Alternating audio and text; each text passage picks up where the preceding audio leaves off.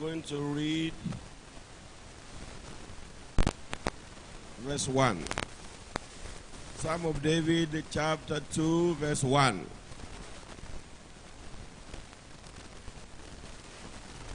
Why did the hidden range and the people imagine a vain thing?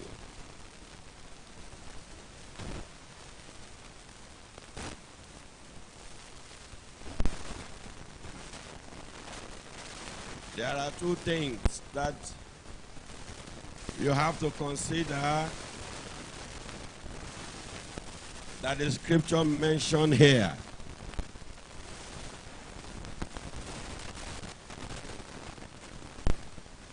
Why do the hidden range and the people imagine vain things? I said there are two things that were mentioned here that we have to consider.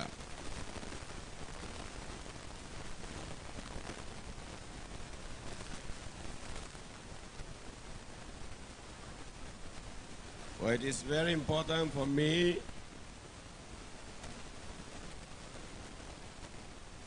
to first of all tell you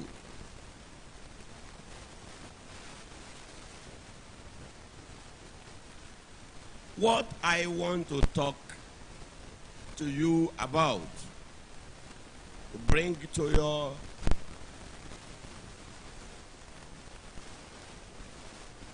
notice, as you have known before. You have known before. But it is important to bring to your remembrance.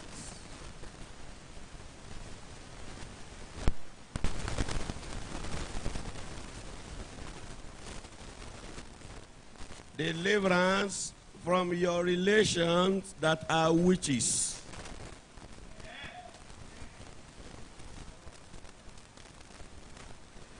Deliverance from your relation that are witches.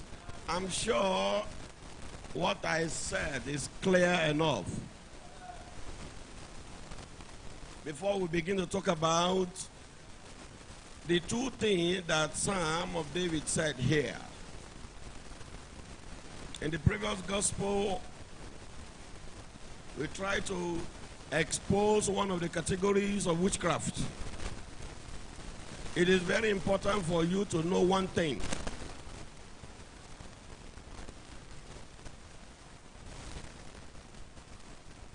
That as at now,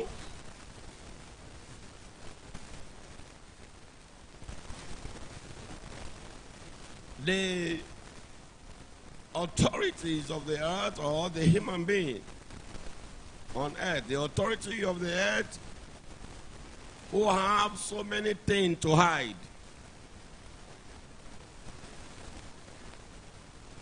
that is the only thing they want to use to put you in bondage. That is the only thing they will make you to know. And when the heaven raised,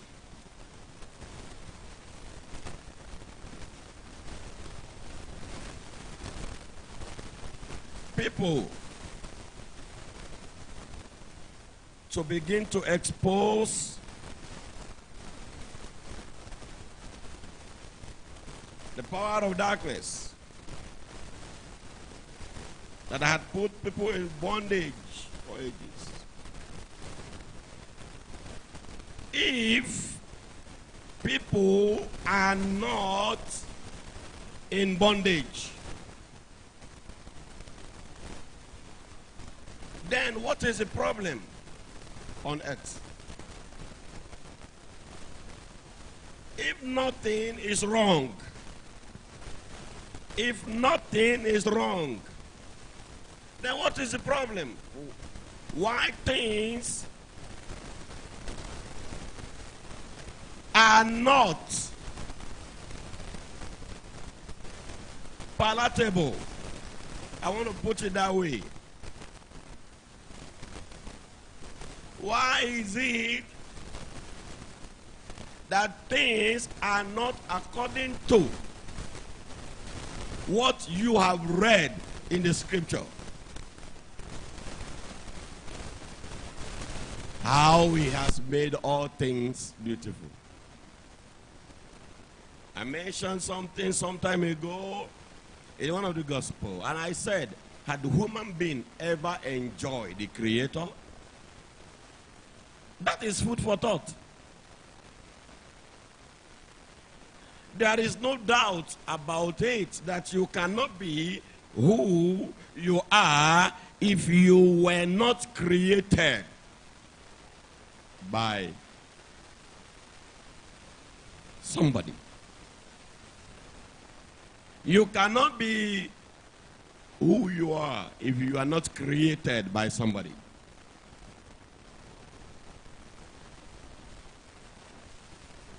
The people that should appreciate human being and or generality of life may not even be the people in church. The people that should appreciate what life is all about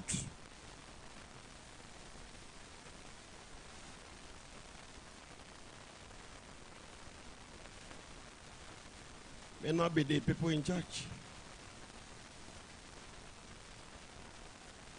Because the people in church, they are the only one that know what took them to church.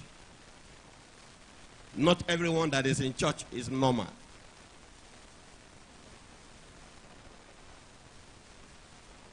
Because there are so many sense of irresponsibility that I have discovered in churches. So much unseriousness. Lousiness that is capable to run somebody's stomach. Sometimes act of wickedness that can run somebody's stomach.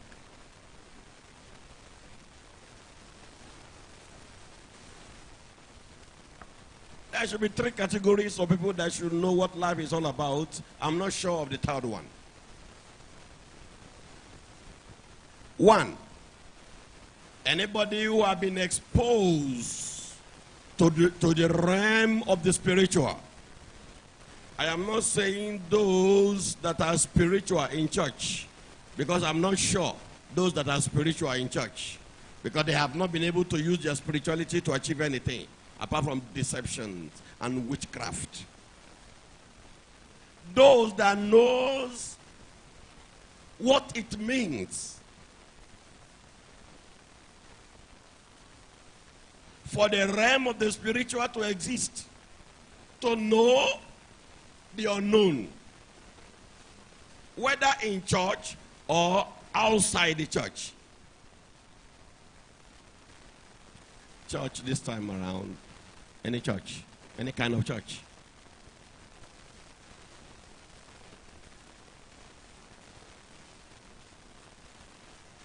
And I'm sure you know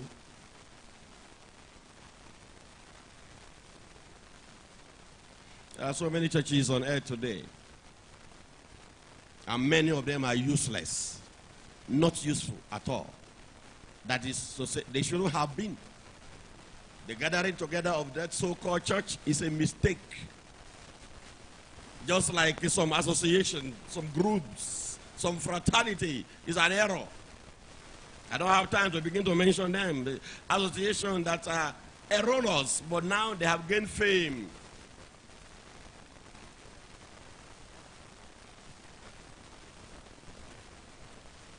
When you are spiritual, you remember the question I asked some time ago when I saw a pastor conducting deliverance and the way he was going about it, and after he had finished his gymnastic display, I asked him,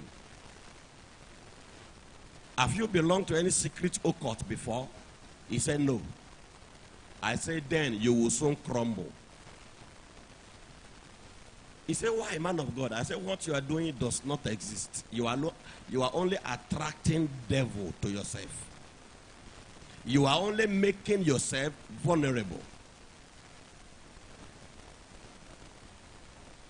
Don't go to a battlefield when you have not been taught how to avoid bullets.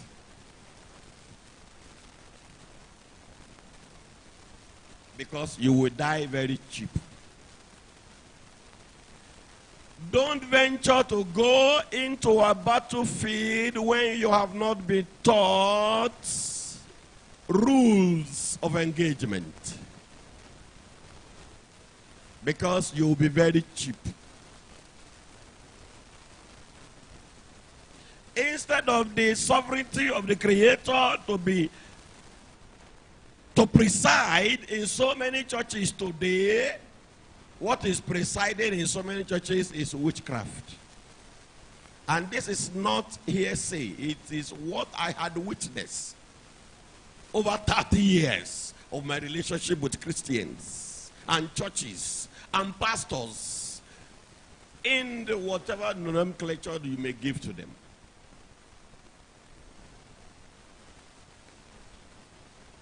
The activity of witchcraft in church and on earth is too much. Whether deliberate witches or ignorant witches, they are everywhere.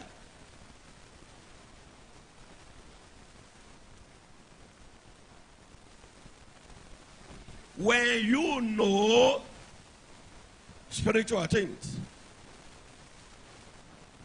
then you will be able to do the right thing, because you will be able to know the right thing. And you will be able to distinguish the right and the wrong. Believing that you have abandoned the wrong and you have chosen the right thing. And don't forget, abandoning the wrong thing to choose the right thing is a choice. But a privilege is for someone to know, to have a spiritual privilege, to know what is right. Because when you have spiritual privilege to know what is right and wrong, what is right and wrong is not only one-sided.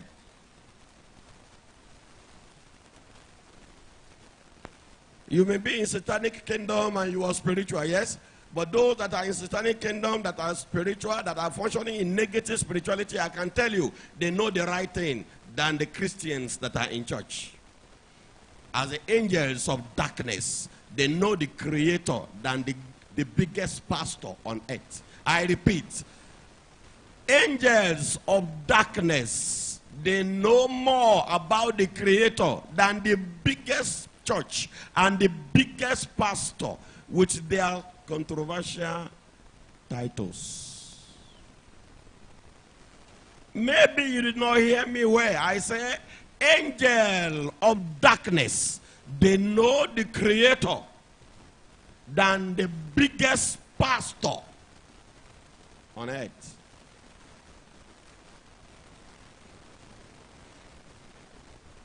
And if you call yourself angel of light and you are following the light, it is the angel of darkness that will check you whether you are following the light or you are following yourself. Because they know what you don't know. And of course, if you say you are praying, you are doing services, your services must escape them before it will reach the Creator.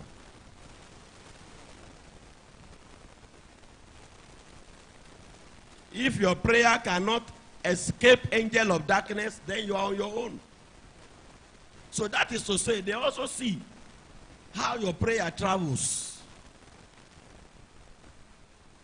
That was why when we were explaining the spirit of the dead, I said there are two things to be considered when somebody died. One, I don't want to go into the life of the person before he dies, but once a man dies, there are things to be considered. One,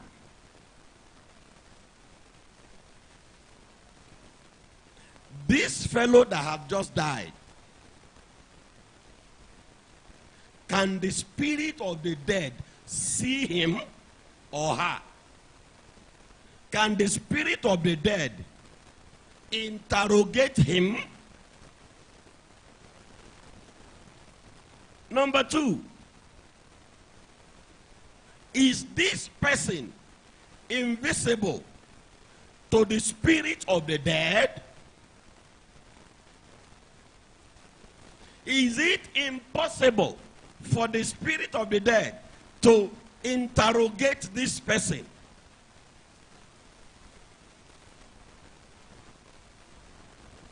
If yes, then the person cannot go to hellfire.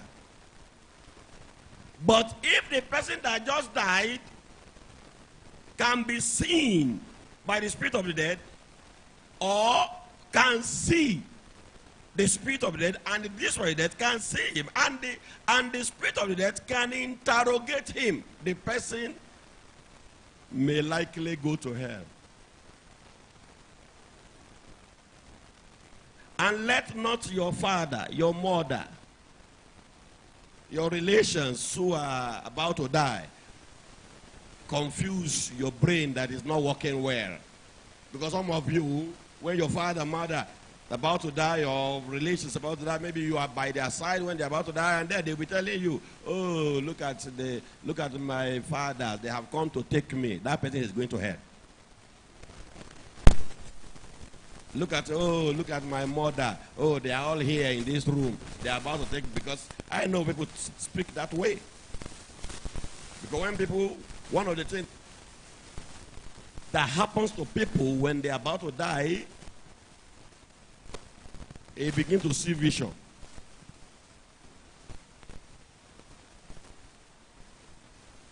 And it's actually hallucinating. And what a man sees is what he says. Oh, look at my father, look at my grandfather is in this room. They are here to take me. My friend, if you are going to go to heaven, it's not your grandfather that will come and take you. It's against the law of life. Your grandfather has no power to determine and or to control what happens when a man dies. Because when a man dies, is completely mysterious. That is about that. And let me continue what I want to say. For I say, for a human being to know what life is all about, maybe 3 categories of people. 1, those that are privileged. It's privileged because not everybody that can be exposed. Some by hereditary, some by initiation, some by association or whatever. But they are able to be exposed to some spirituality. Even if you are an elemental magician, you'll be able to a little bit to know what is right or wrong. That means you did not do advanced magic. That is, we categorize these people among the people that are spiritual, and or you are connected to the Creator direct to be able to be used by Him, just as some of the prophets of old. As some of those prophets of old, the prophets of the now, they are fake. They are hungry. It's poverty that is worrying them. And some of them lack of fame. Anyone that accommodates originality does not need to advertise himself. Because quality is enough advert.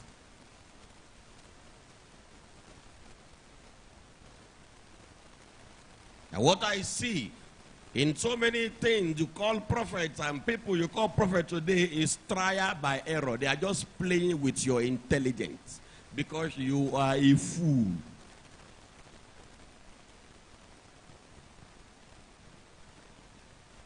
Why are you called a fool? Because you don't know anything. You are not learned. You are not exposed.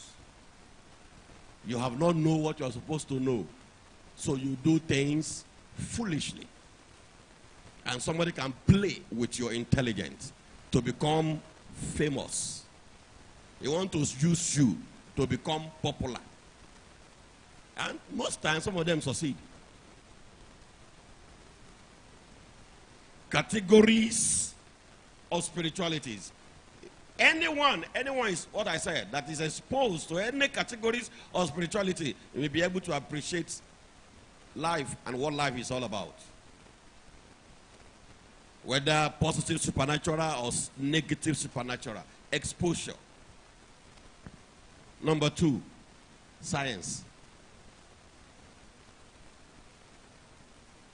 The categories of people that can appreciate life.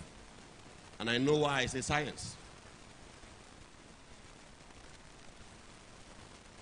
Science, because science talk about facts. What is not factual, science will not recognize it. Even science had it to an extent that if you are a scientist yourself, no matter your height and might in science, and you claim to have discovered a thing, the law of science says, whatever you have discovered, try it 1,000 times in a divergent way. Try it. Whatever you say you have discovered, put it to trial 1,000 times in a divergent form. If it stand the test of time, then tell somebody that you have discovered a thing. That is when you now begin to put up your writing. You are not going to put a claim yet. You are going to expose what you say you have discovered in the community of another scientist who will also prove what you say you have discovered. Because science is on facts. Facts or science as concerning any kind of schools of studies, whether of the aerophysics, aerodynamics, human science, animal science,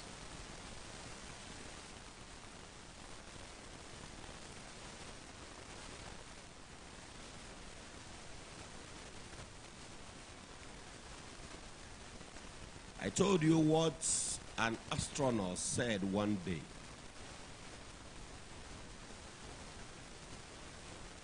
They were interviewing him on CNN, and the man said, when the reporter asked him, the anchor of the program asked him, when you get to the space,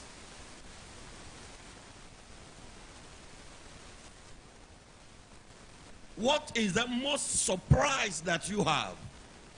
What surprised you more when you get to the space? And the man said, what surprised him more is very simple. He said, according to the arrangement of galaxies and their settings, he said one day he was standing on a planet and he looked ahead. The way things were arranged, and some things are so big, bigger than the whole earth. They are floating, but they are not crashing on each other. And he said to himself, he said, sometime you are in a planet. You put your right leg on this planet, it will be freezing. I mean, freezing. You put your left leg on another planet, it will be burning. I mean, just your leg on one planet, it will be freezing. Another leg on another planet, it will be burning. Extreme cold, extreme heat, but they are not influencing each other. He said, what is between extreme heat and extreme heat? And they are just less than 1 inch to each other. I mean, something that somebody can do like this, you can know that that is more than 1 inch. This about maybe 3 feet now. What I have just done is about 3 feet. But planets will be so close to each other, less than half inch. One will be very cold, I mean, as in below 0, 0, 0, minus. Your leg will be freezing.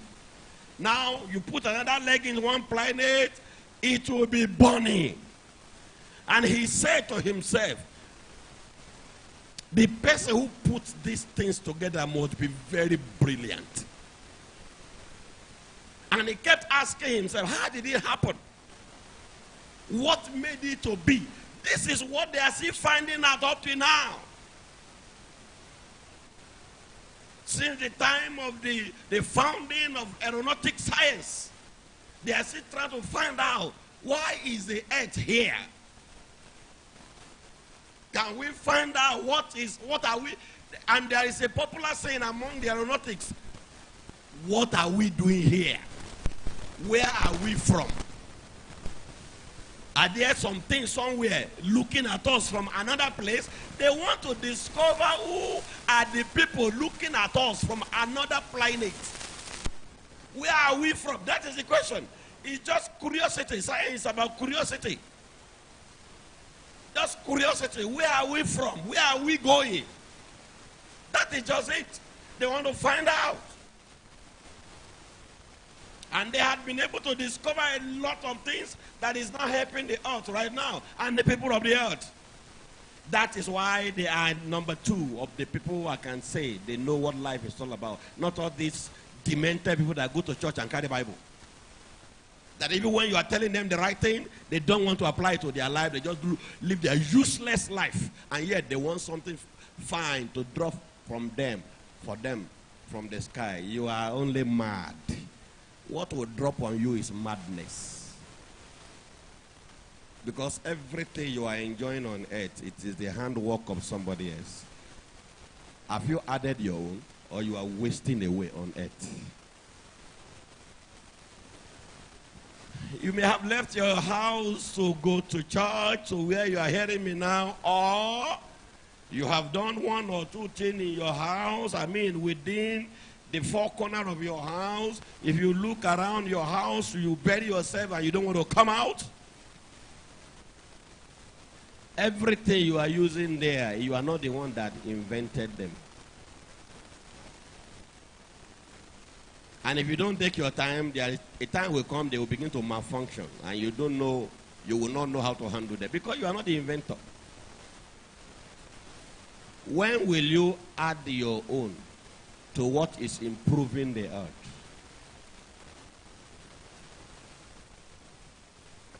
I am adding my own, so you have to discover your own.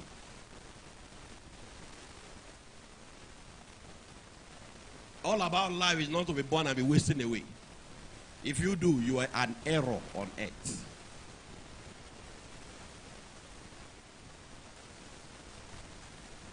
That was why I said,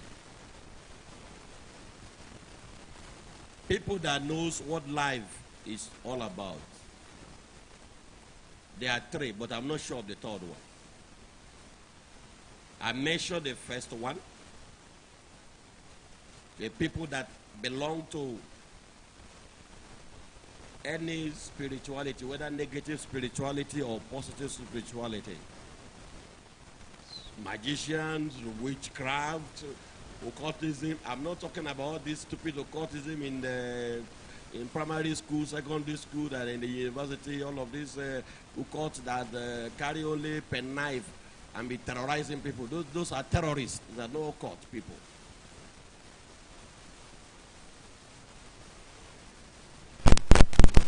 Those people that fight in schools and constitute nuisance and disrupt their education. You belong to an occult that would disrupt your education. You should know that you are wasted.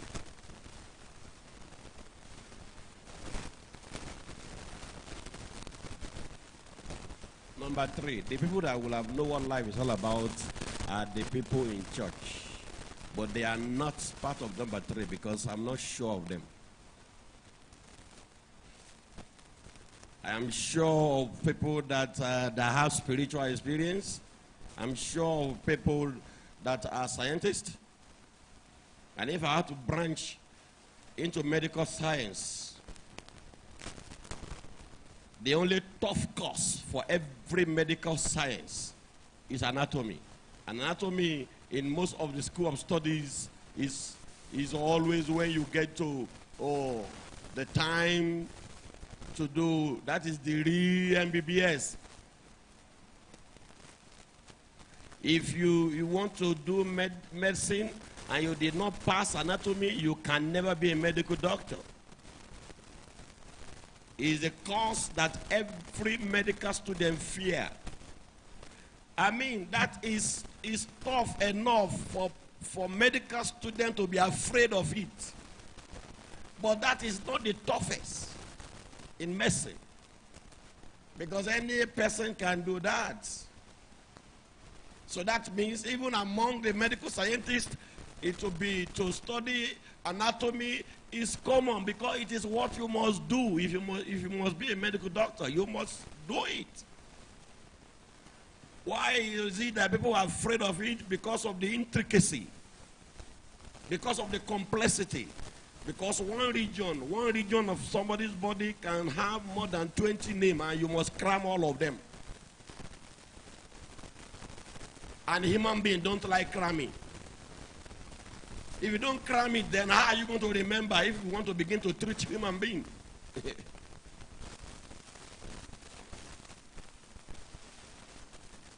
And even the medical doctor that is able to pass through the schools of anatomy and is able to pass, and he now later became a medical doctor, they still fear people that do neurology. Because it's not every doctor that can do neurology. Now you think that anatomy is complex until you enter neurology. Now you now see why I say that the people who are exposed to this should know more about life. That is why if a real medical doctor become converted, the conversion will be real. Because they know about life. They know the intricacies of life. When you dissect human being and see from one department to another in human body, then you will now begin to ask yourself as a surgeon, who put this thing together? And there are some of these things in human body that once you tamper with it, it can never be the same again. You may, yes, try to do incision because you open it up, yes, to be able to help somebody, or try to help somebody. You only try to help somebody because your trial, it may go wrong. After dissecting, and then you try to help somebody, by the time you want to do the suture back, you may not be able to get it the way it was. Then a sensible and a very intelligent medical or a surgeon will ask himself, who put this thing together? The fellow that put this thing together must be more than surgeon. Because if it's not more than surgeon, a place a surgeon just came to tamper with, just to close it back, it will not be exactly the way it was. It can never be. What happened? put it together. And the way these things came to be, everybody is a witness to that. You know, you can only imagine how it came to be. You can say every human being came to be from ordinary liquid. How? You can get it. But some personality is responsible for it. So that we convince somebody that must be a super being somewhere. There must be a super being somewhere.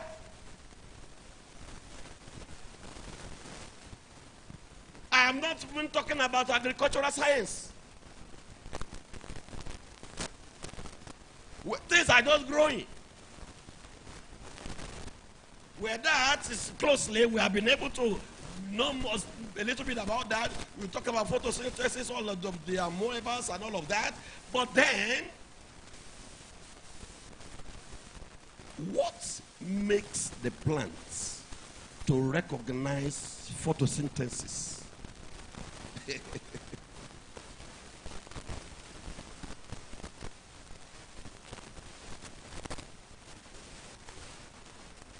What makes them to release oxygen and take in carbon dioxide? Can somebody talk about what makes them do that? And these are the things you call things. But they are actually living more than human beings.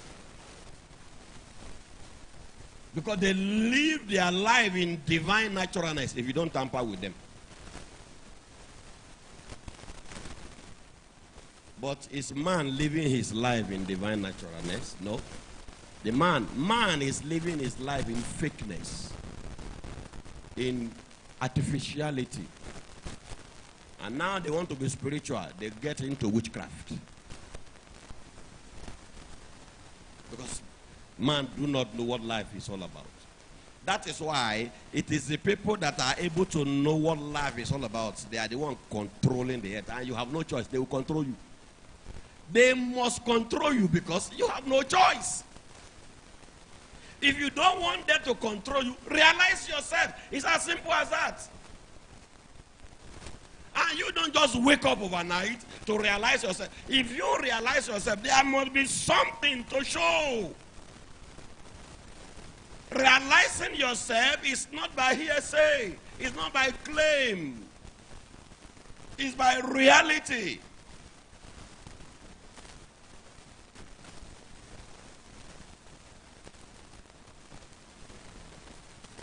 And it's a set of people that should be more serious on earth today. Should have been people in church, but right now I'm not sure of them. Even if their creator can even say he's not sure of them, so am I the one that is now sure of them? That if the creator is warning me to be careful of man. You see that? So that means a man is something that is worse than devil. The creator is never afraid of the devil. Never. You can never hear the creator complain of the devil. If he is talking to you, he will never mention the devil. Because as far as it's concerned, the devil does not exist.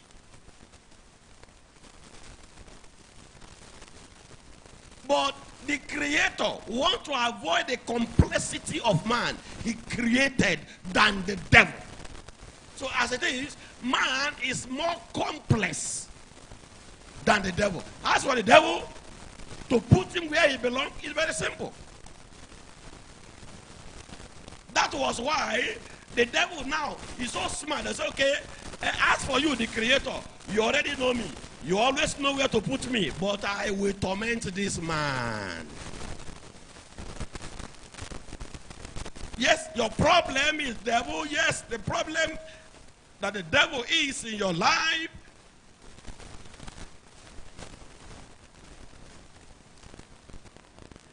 Still, you don't want to leave the devil alone. You think all about him being devilish is going to secret occult. That's what you think.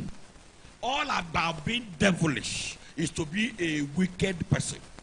All about being devilish is to be a winch. All about being devilish is to be, oh God, good. No, sir. It's not like that. In psychiatric studies, there's what is called organized madness. Some of you have some of those organized madness in your family. You know, they would dress well, they speak good English, but they are wasting away. They dress well. They dress well. There is no question you are going to ask them, they won't answer you. Before you say one, they have said 20. Organized madness, but they are not normal. They are not breaking things. They are not going about naked.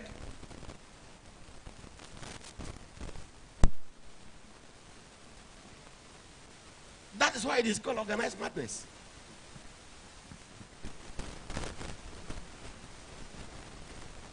So you cannot pin him down and say, this is the area you are not normal.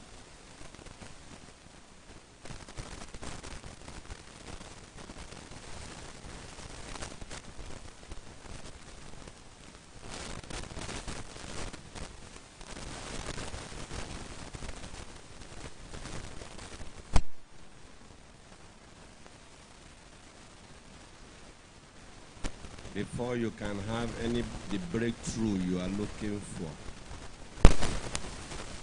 Listen to me very carefully. If you like, ignore me. You know, I am looking for who will ignore me.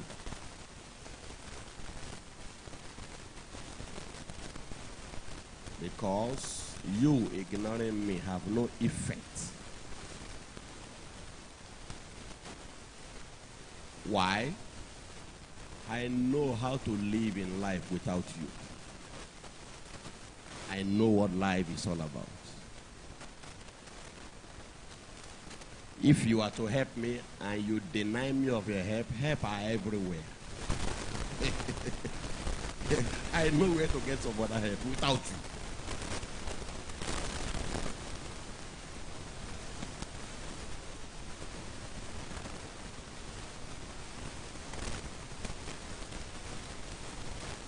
For you to know what life is all about,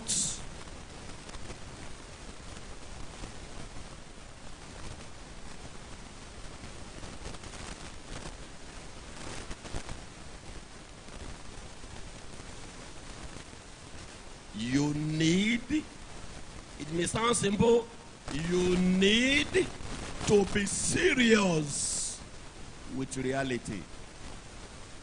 If you don't know what reality is, can you go and look for it in your dictionary? Because I don't have time to begin to give you the definition of reality.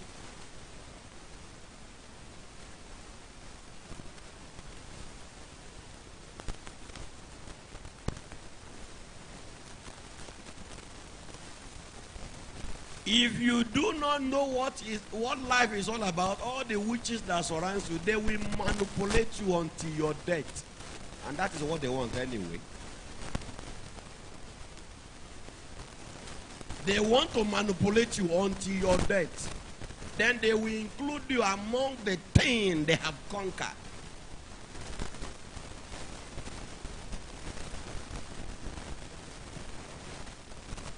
And they will be recognized for that in the kingdom that they belong.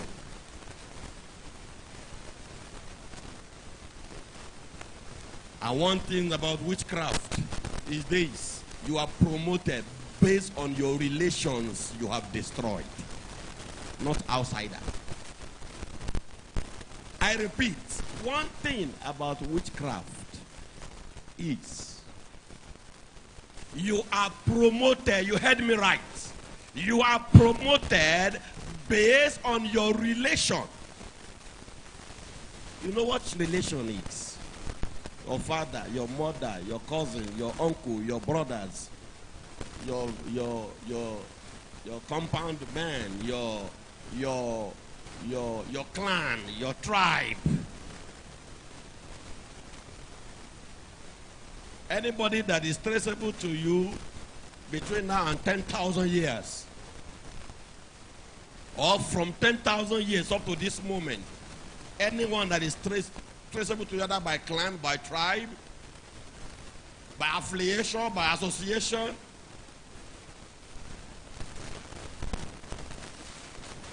you are promoted in witchcraft based on your relation you have destroyed.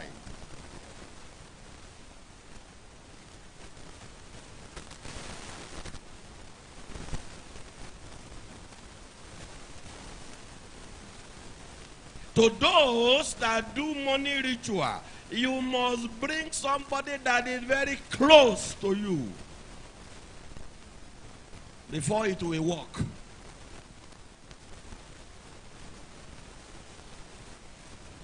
And they don't just accept people. Once you take somebody there, they will find out if this person can be used. You see?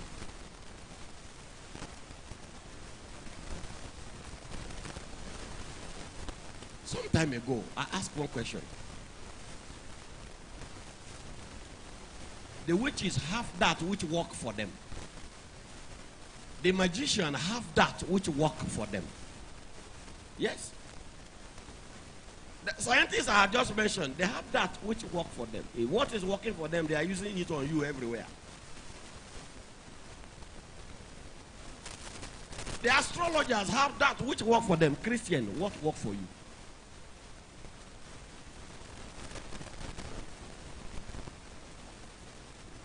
Prayer, Abby. You say prayer. I wish you good luck.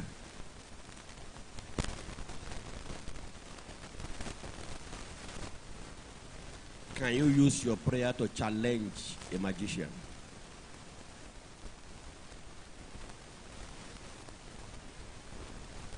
And you know it's very simple to do that.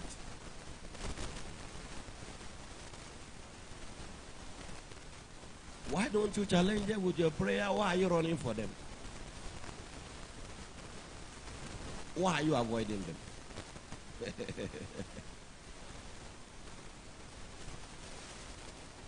If you know that you possess power, you want to try it.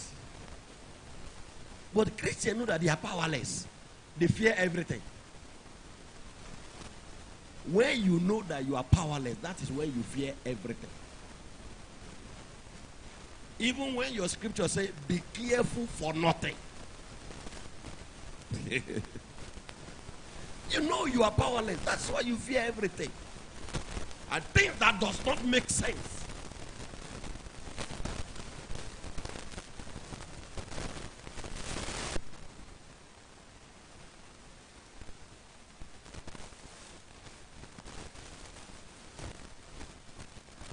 It is very important for me to bring closer. Then you will be able to understand what I am talking about. I said there are two things that were mentioned in Psalm of David, chapter 2. Just verse 1 I have just read.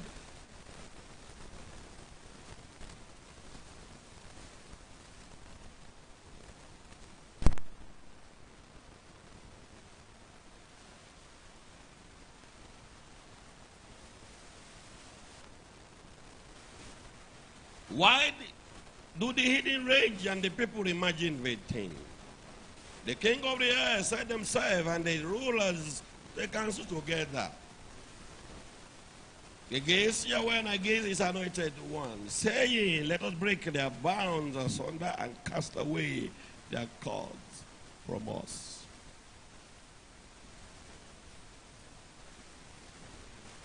Verse 2 is not talking about you, because you have not reached that level. But I want to talk about verse 1.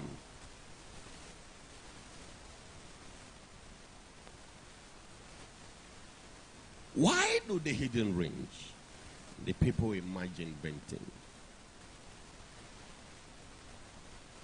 You have the hiddens. The hiddens. What? Who are the hiddens? Very simple. The hiddens are the people that do abominable things. Simple. Anyone that do abominable thing is a hidden. Things that should not be done. Things that are not accepted in creation.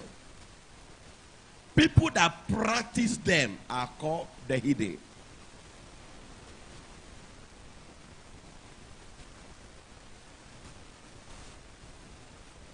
And there is another group, the people.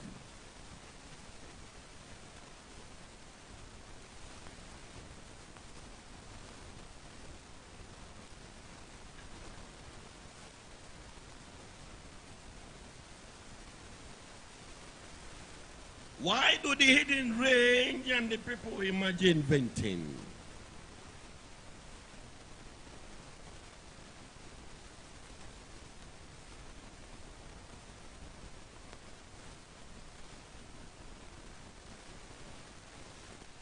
Some of you, your matter is so bad that you are so destroyed in your life. You have been so destroyed in your life by the witches that surrounds you, your generation. So when you come to the environment of deliverance, you refuse deliverance. It's one thing to be delivered, it's another thing to accept deliverance. Because the law of life, in the law of life, you must accept deliverance before you will be delivered. As you cannot deliver a man by force.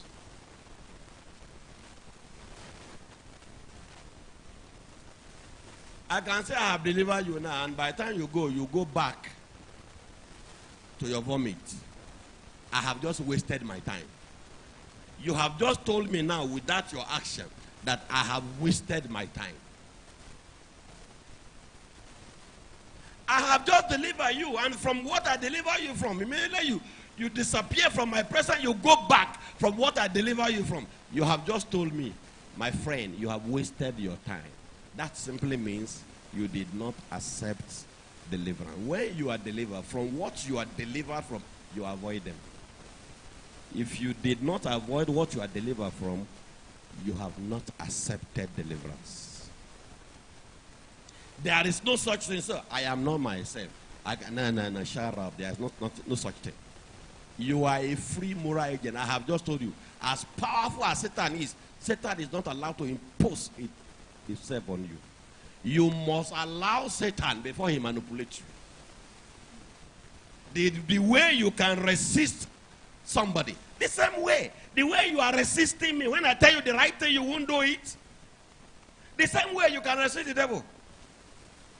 When the devil is telling you that wrong thing, refuse to do it. Simple. That means you are a free moral agent. I tell you the right thing, you didn't do it, by resisting me. You can also resist the devil like that.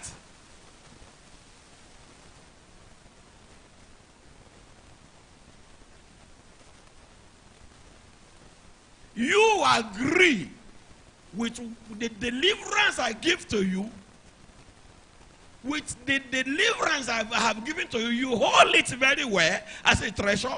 So when next, what brings you into bondage come around you, you use the deliverance to resist the thing. You tell that thing, I have left this thing. Why is this thing still coming around me? I have left this thing. Look the thing in the face, I have left you. Why are you still coming around me? You and I, we have parted. That means, simple, you have accepted deliverance. And the deliverance you have accepted will now apply the second stage. The second stage. Why do the hidden rage? Number 2, and there's a conjunction there, and the people imagine venting. Once you are delivered and you accept deliverance, yes, there are hiddens that will be raging in your life as a relation. They have power, yes. I said, people that practice abominable things are the people called the hiddens. That means the hidden are satanic people. They can do something that will harm you. But once you are delivered and you accept deliverance by living the life of deliverance, now, anybody who now fall into the category of the heathens, who still want to bring you into bondage, they are imagining vain things. Because whatever they want to do, whatever invocation they want to do concerning your life, will no longer work, because you have been delivered. And you are not just delivered, you are living a life of deliverance. So you can look Satan in the face. You will tell Satan, I have not just been delivered, I am living the life of deliverance. To bring you to the awareness of freedom is what deliverance is. And for you to deliberately remain in freedom is what deliverance is. Because you can also deliberately walk out of freedom. You are a free moral agent. What does that mean? You are free to choose. I can tell you, don't commit fornication. I deliver you from fornication from today, and immediately you leave me, you go to the next brothel. That's your decision. It's what you have decided to do. But the impartation you need, which you don't have, the power that I have, I deposit in you, that you will have used to resist the heathens. So that whatever they are going to imagine against you will be called vain. But a situation whereby whatever they are imagining against you is not vain, it will be real.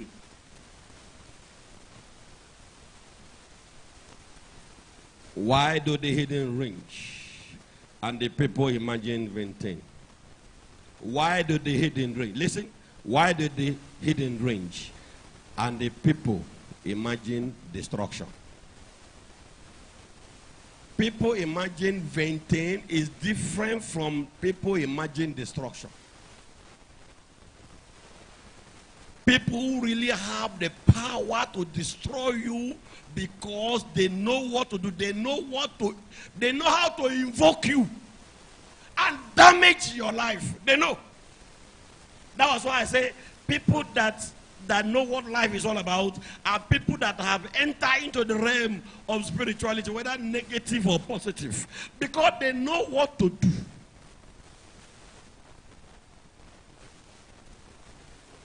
So you don't mess around those kind of people. They know what to do to sink you in case you don't have what to protect you. In case you do not have what protects you, there are people that knows what to do to sink you. Lock you in the bottle. And you will be in the environment of the bottle, getting old there until you waste.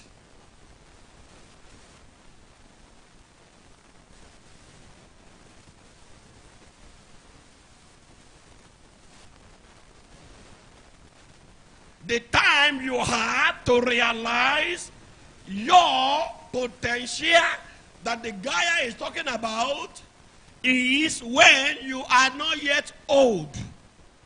There are some things that you are going to be asking from your Creator at a particular age and a particular time of your life. The Creator will say, no, I can't give you this again.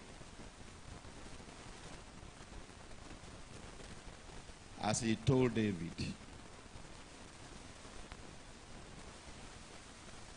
David felt that he was an achiever.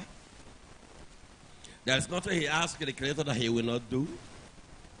And now he asked the Creator that he feel that there was no temple in Jerusalem. And that he wanted to build the temple in Jerusalem. He has the capacity to build the temple in Jerusalem. He has the money to build the temple in Jerusalem. He has the people. He commands the respect of people. Yes, in Jerusalem. His respect is known all over the world as at that time. And the Creator stopped him. You cannot. You will not. And the Creator did not answer that prayer. Before he now told him, your son will do it, but not you. As for you, I can't use you for this again. As for you, I cannot give you what you have just asked for. Come. I don't want you to get to a situation whereby the Creator is telling you, I can't give you what you're asking for. Because I gave you, you mix it. Or I gave you, you abuse it. Or I give you, you didn't know that I gave you.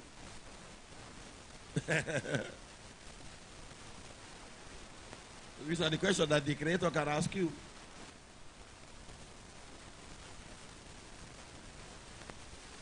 Witches that are against you in your family is not what we are talking about.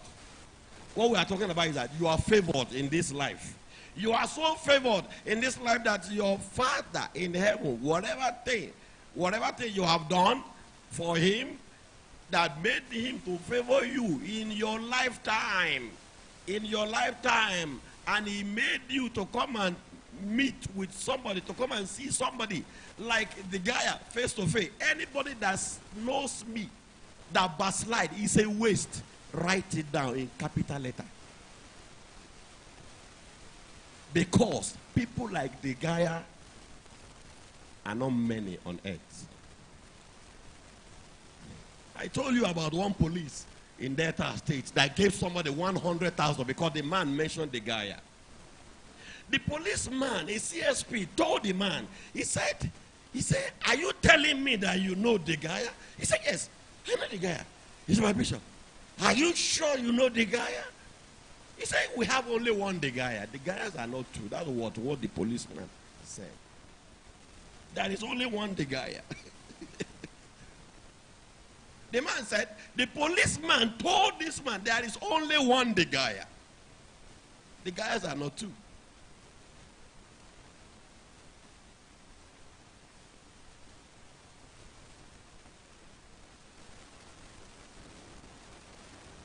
Because nobody can hear what Degaya is saying and read what Degaya have said and takes Degaya for granted. Those people, they are firewood for her. Those are the people that deliberately ignore reality. I'm going closer to something. That the heaven favor you. Whether it was breeze that blow you, that you find yourself in the Holy Ghost, or somebody force you to come, and then when you're now here, you refuse to go again, or somebody invited you, or you see something that just brought you. You won't know the greatest favor of somebody's life just happened without goose pimples. The greatest favor of somebody's life can just happen without goose pimple. If you know what goose pimple is, you are not going to feel extraordinary. Things will look as if they are still normal when your destiny that is being battered is about to change. Because you are only going to be a demented fellow to hear that I have been preaching for 30 years and exposing the power of darkness, and you think I don't know what I am doing. You are not normal. And you know what? I can keep what I have. Then you go and do your destruction. If I keep what I have gone beyond the spiritual personality that the heaven will blame. Why didn't you use what I give you? And I'll give him examples of how I was abused after I used what he gave me. I will even quote him. I was using what you gave me. When you warned me, I should be careful of man. That's enough food for thought.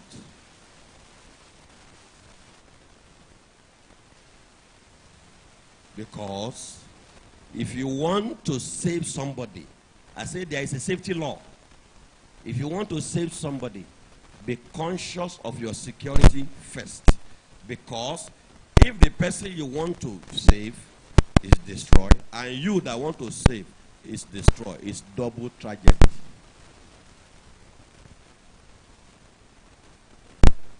It's applicable in almost every area of life.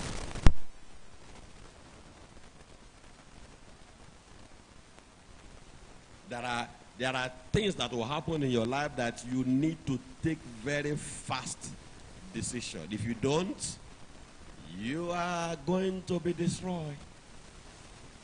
You are going to be destroyed. As risky as it may be to a pilot that flies a plane, when things go wrong, there is decision you need to take fast. Something has just gone wrong in the plane. And something, by what has just gone wrong in the plane, this plane may not reach the next. Because when anything go wrong, when things go wrong in the plane, to every trained pilot, when things go wrong in the plane, your discretion to know whether this thing that go wrong, that is wrong now, will it make me to manage this plane to the next airport? If it will not make me, if it cannot make me to get to the next airport, then by piloting training, you are taught, use your discretion. That is why you are in front. You see everything. You see the cloud. You can see everything. By then, when your radar fail, begin to use your discretion. How do you bring this plane down safely without crashing? That is going to be what will be occupying the mind of the pilot. By then, he will be looking down. And every pilot will always divert, especially if he can still be in control of the plane. Because if a pilot can no longer be in control of the plane, that is trouble. Because if a pilot can no longer be in control of the plane will drop like a stone. That is why they teach every pilot what is called nose diving. Nose diving is when you are learning to be a pilot, they take you up to the point of no return and they off the engine. When they off the engine, the plane will be coming down as if they dropped the stone. And maybe you have ever been in a plane where you experience something when the wind is toiling with the plane. When the wind is toiling the plane, at a point, pilot may not be able to control, but then by their training, they are not allowed to be afraid. It's like nothing is happening because they will soon get over it. That is why some of them will tell you there is storm ahead, but we will pass through it. Yes, we will pass through it. Yes, because when a plane is in the midst of the storm, it drops. And when the plane drops, pilot cannot come. He will just allow it to drop. When he allows it to drop, he pick again. That is what every pilot do, which is very risky. That is to say, the pilot is still in charge of the plane. So when the wind pushes the plane down, he will allow the wind to push it down. Then he will be in control of his plane. He will collect his plane from the wind. These are the training. The pilot will never tell you anyway. But that is their training. They do that 1,000 times and they succeed.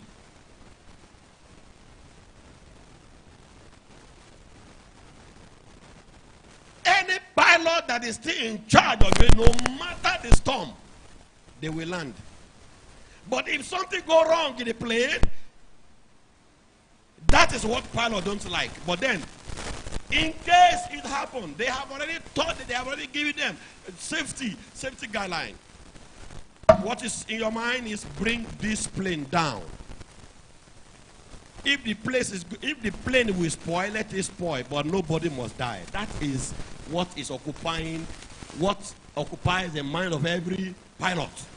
If the plane will spoil, let it spoil, but nobody must die.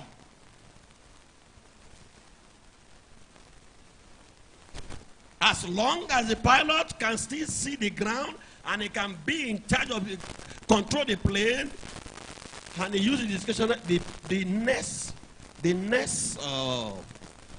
airport is far. And of course, they must have done distress call several times to any. And when you are doing distress call in piloting, every tower control available and around, they will hear you. Any country you are coming closer to, and there is airport in, no matter how small the airport is, they can talk to the pilot right there in the plane. And if the pilot begin to say, Mayday, Mayday, Mayday, Mayday, you know that something is wrong. And everybody in the tower control, they will make sure they will be up and doing to bring that plane down. What they will do when the pilot begin to do Mayday, Mayday, is they will clear the tarmac, clear every plane that is parked. They will clear the earth. They will order at every plane should clear, because there is emergency landing. That is, if the pilot is close to any airport all over the world, because every airport all over the world, they work together, because it's a very risky work. But if a pilot knows he cannot bring this plane to the nearby airport, they are allowed to look down. Make sure the plane comes down, you look down, then look for available water. Available water, river, sea, whatever it is. Or any flat area where you can just land the plane and the plane will not scatter. Then you use your discretion.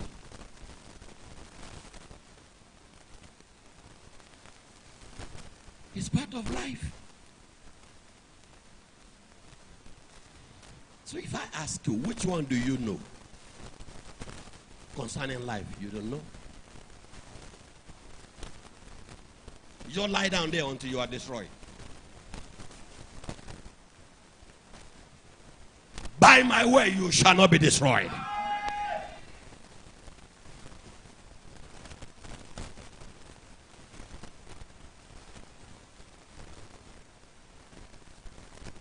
The worst thing that can happen to you, human being, is to have a winch. Even one. Just one. I know some of you have up to 2. You have 3. You have 4. You have 5. You are in the coven. You are in the coven. That means you are in the coven. And if you are living in a coven of the witches, you need to be tough. Because there will be storm, there will be wind. You are not going to see only breeze. You will see storm, you will see thunder, you will see cyclone. One thing about witches, they don't give up. Especially when they are set to destroy a relation, they don't give up. Because they know it is in the destruction of every relation that their promotion comes. Listen to me, everybody. Some of you that your mother used to deceive you. I joined witches so as to protect you. You are an idiot. There is no witchcraft for protection. Every witchcraft is for wickedness. Okay, he used witchcraft to protect you, Abi, but she's killing others. Did she tell you how many people she has killed?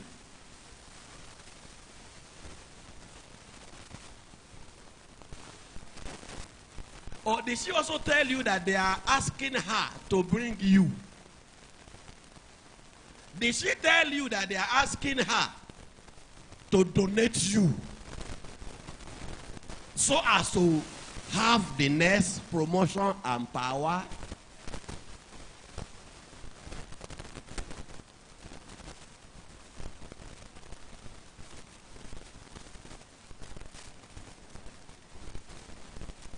When any person says they are using their witchcraft to protect you, they are just telling you something you don't know because you are a fool.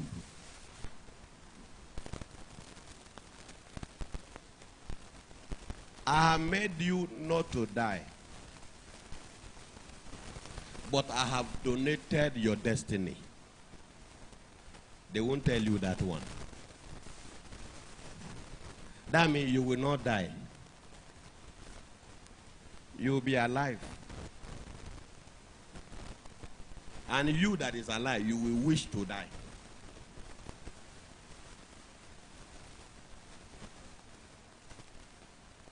Because your life so far is a life of up and down. You never even experience up. Now only skip jump. You have been experiencing skip jump. As if you are about to be up. As if you are about to be up, that does not mean that you will be up. You are still close to down. Before you know it, you waste. You get old and waste. And the irony of this matter is when these human beings are young, instead of them to commit their life to reality and let their life be shaped and delivered so that they can be delivered from witchcraft, they will be justifying the witches that have wasted them from their family. And when they are now old, and Degaya can use them for nothing else again, they will now come and bury their head inside church.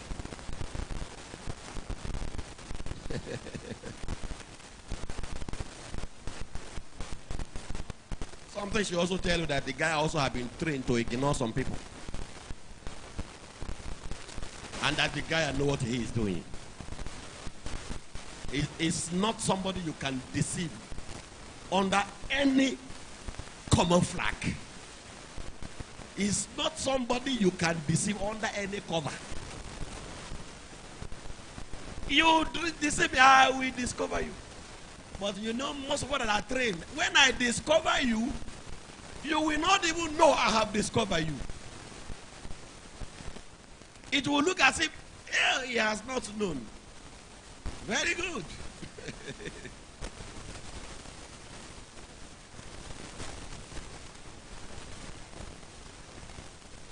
Deliverance from your families that are witches.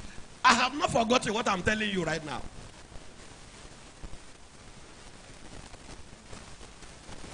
If there is any good thing that will happen to you in this life, before you leave this life, is for you to be delivered from your relations that are witches. Because your relations that are witches that have wasted you, surely they will transfer it to your children. I didn't say they may. Surely they will transfer it to, because witches is from generation to generation to generation. The capturing of the witches is from generation to generation.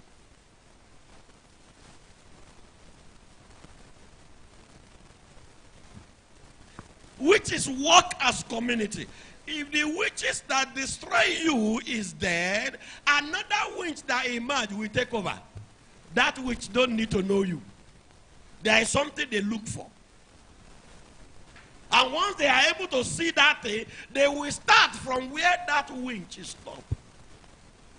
And don't forget, the other winch, the previous winch, had become rebellious human spirit. Every winch that die without repentance, they are rebellious human spirit, not rebellious human soul.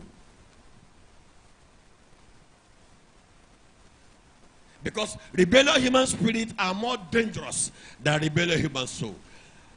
I have explained that in the greatest encounter, and I am not going to talk about that right now.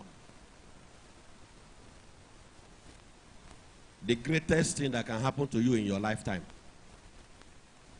is to be delivered from your relation that are witches.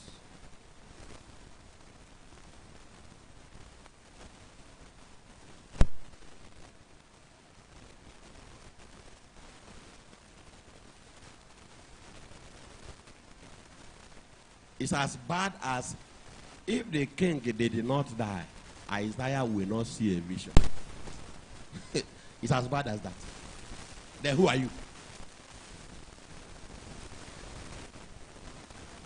You have been reading the Bible now. And the day the king died, Isaiah saw a vision. What happened to his vision before now? Blank.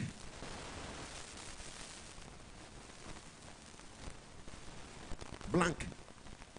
Now, let me show you something. 1 Samuel 28. I'll show you something now. Can you say, show me something? So I am now going to ask you, look at this serious example. Very serious example in the scripture.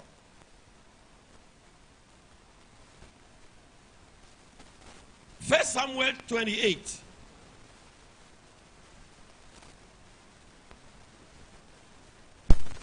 First Samuel 28.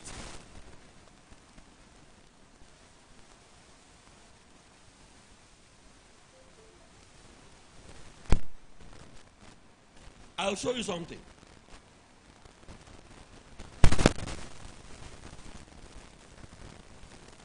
Saul was ordained. Saul was the first king of Israel that was ordained. And he was ordained by Samuel. After the cross from Egypt, so many years after.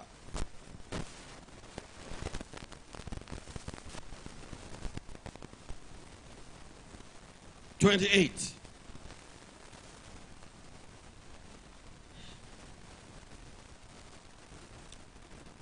And let's see verse 3.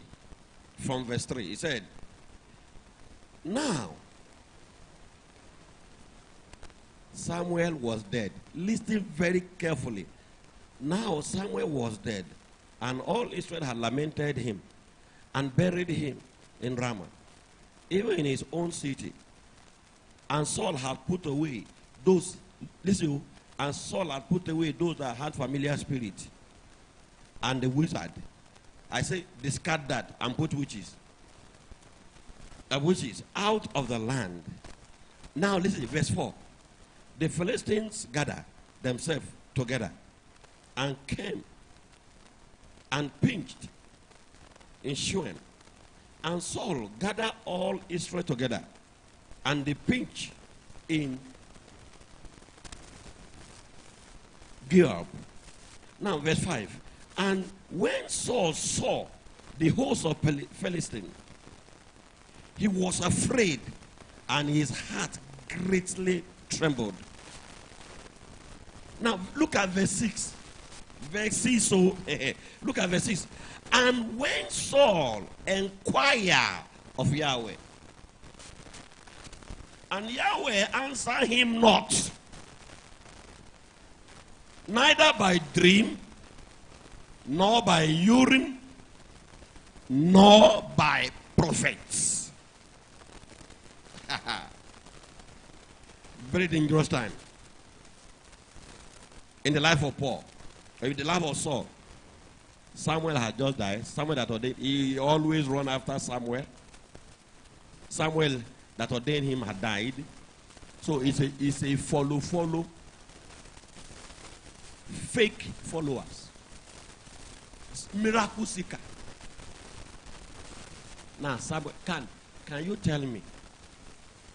Are you telling me that Saul was not in the position to learn divine spirituality from Samuel before he died? No, he will be in his exalted seat. Gold, silver, coming to him. And the prophet is in the bush. It is when, Saul, the Philistines want to wage war against us. He will send his commander, go and find out. Is it true? Okay. Go and call me Samuel. Miracle seeker. Oh. When is in the seat? He won't remember Samuel. Until he heard that the Philistines they are about to wage war. So in his exalted seat, he refused to humble himself. If you think that Samuel has power, why won't Saul ask Samuel, teach me how to protect myself? He won't say in case you die. Teach me how to protect myself. And I'm sure you know, Samuel has servants. There are always sons of the prophets anywhere. And he's teaching them. No, Saul will not, because he's living in one bogus termite house with his exalted seat.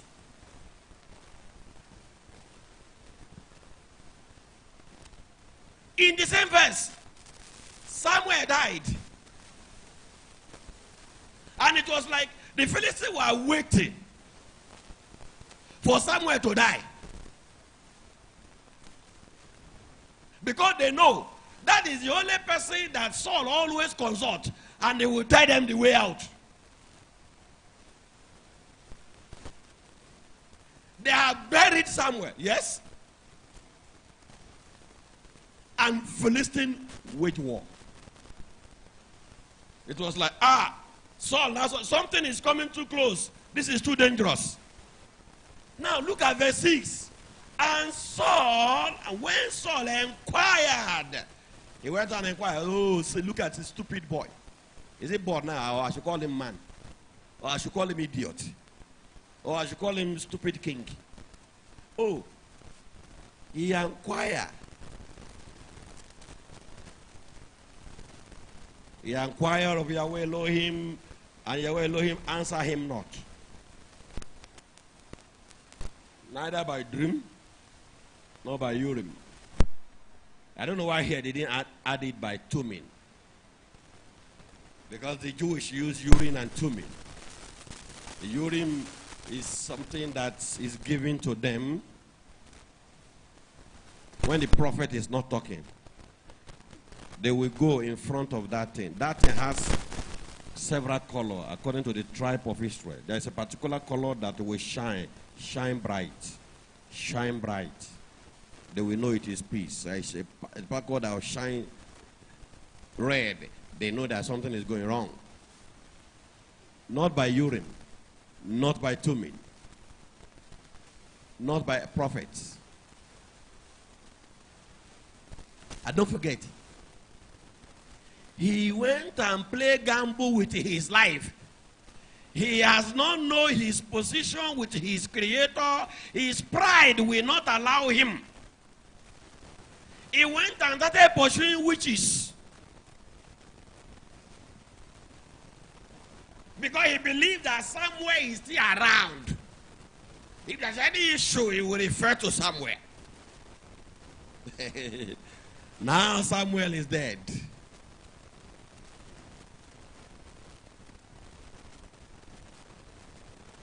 Now Samuel is dead. Urim is not talking. Tumin is not talking. Every prophet quiet. Why? Because of Saul arrogant. You know, some of these things that are in some level that they believe in coming to consult you in the night. And that is what I am not for. There are so many human beings in this world that knows me. In this world that knows me.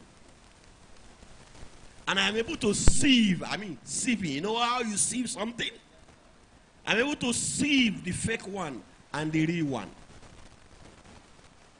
No matter your money, there is no money you have that I have not seen. So I am not the kind of prophet or bishop that anybody can use money to intimidate. I will ignore you with the highest part of ignominy.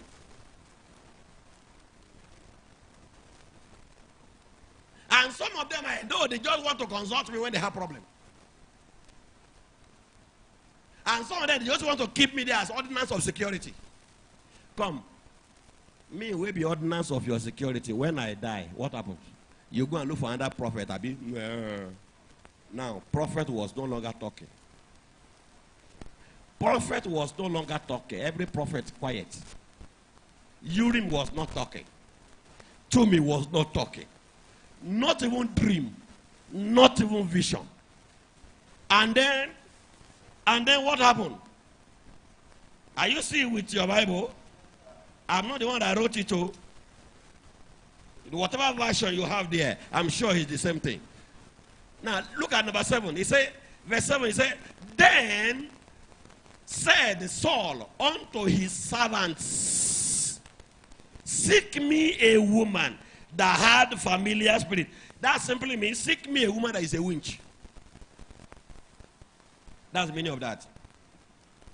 Because another name for witchcraft is familiar spirit. He says, seek me a woman that had familiar spirit, that I may go to her. Eh? You are now going back to your vomit. He is now going back to the people he has banished. By my way, you shall not go back to your vomit. All the native doctors you have insulted in your village. Now it's like you have met with end. You are not going back to them. Can somebody say heaven forbid? Instead of that to happen, call it a day. You know how to call it a day? Die. That is how to call it a day. Because cowards go back to their vomit. What you have rejected is you rejected it deliberately. And if your father says he's no longer going to help you, tell him I will die in front of you than to die in front of my... I will not die by the hand of my enemy. I will die in front of your gate. So after I have died, you can now do whatever you like with my body. That is what you should take your creator. Instead of you to die in the hand of your enemy. But look at Saul, a coward king. Seek me a woman, familiar spirit, that I may go to her and I inquire of her. And he saw, his servant Saul now, the servant to Saul, that, and his servant said unto him, behold, there is a woman that had a familiar spirit at Edo. The servant already know. You know they are everywhere. They don't need to go and inquire. They already know. The servant, you know, servant, they are always going up and down. He said, there is a woman. There's a woman. There's no need going far. There's a woman that had a familiar spirit at Edo. Verse 8. And Saul disguised himself and put on raiment, and he went, and 2 men with him. And they came to the woman by night, and he said, I pray thee, divine unto me by familiar spirit, and bring up whom I shall name unto thee. And of course, the witches started ridiculing him. Verse 9. Verse 9 is ridicule. Verse 9 is ridicule. And the woman said unto him, behold, thou knowest what Saul has done. You know, because he disguised himself, Abi, he thought the witches are not seeing him. Thou knowest what Saul has done. How he had cut off those that have familiar spirit. So that is to say, this winch that is talking to Saul was not among the people that were cut off. But because the witches work together as a coven, she is already quoting what Saul did right there in his presence. I cut off those with familiar spirits, and the witches out of the land. Wherefore then, lay thou a snare for my life to cause me to die.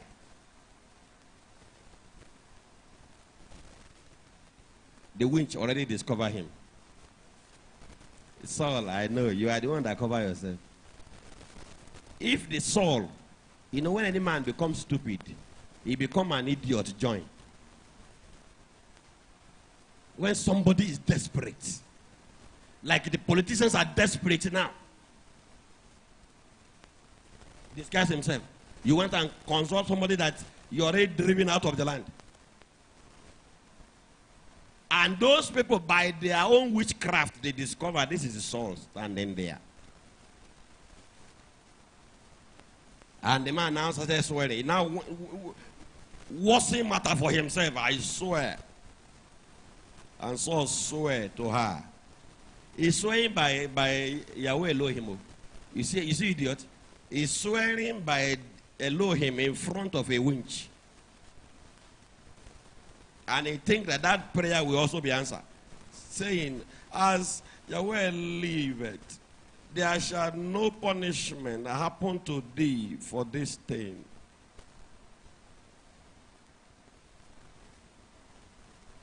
Every other thing that happened there is mockery. Mockery. Instead of you to die in the hand of your enemy, tell the Father in heaven, I will die at your gate. Let it be that the gate is locked, no problem. Every other thing that happens after this statement was mockery. He said, okay, who did you say, Who did you say I should bring up for you? He said, I should bring Samuel, Abi. I will bring Samuel. If a winch tell you he's bringing Samuel, and you believe.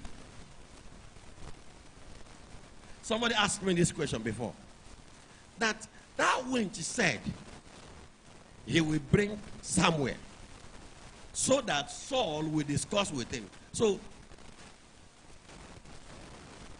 Saul was so attached to Samuel. If you are so attached, why didn't you learn reality? No, you think that Samuel will always be there. And some of you think, oh, Degaya will always be there, and you are being stupid and wasting away.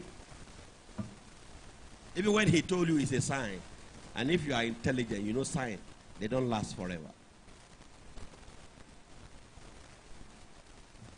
Even when you are being put on notice because of your foolishness, you are not hearing anything.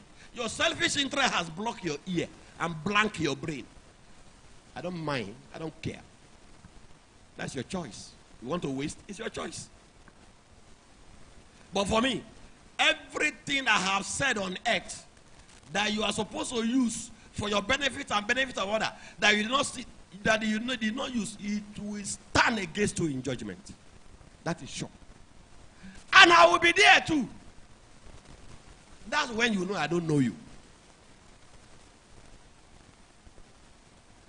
Somebody asked me, the winch said, he was going, let me put it the way that pastor put it. He said this winch promised Saul that he was going to bring up Samuel.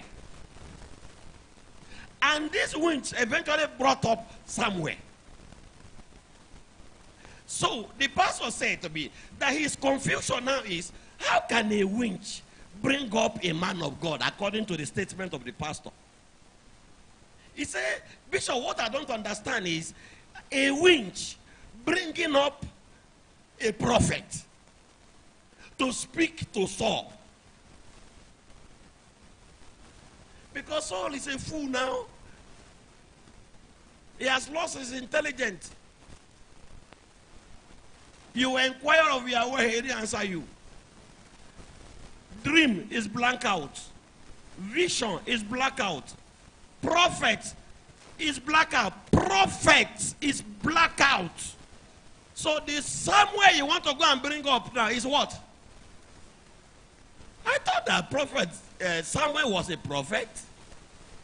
Did he change to be something else after his death? He will say be called prophet after his death. But the scripture that we have just read now, the prophets are not talking to Saul. And then he went and met a winch to bring up Samuel.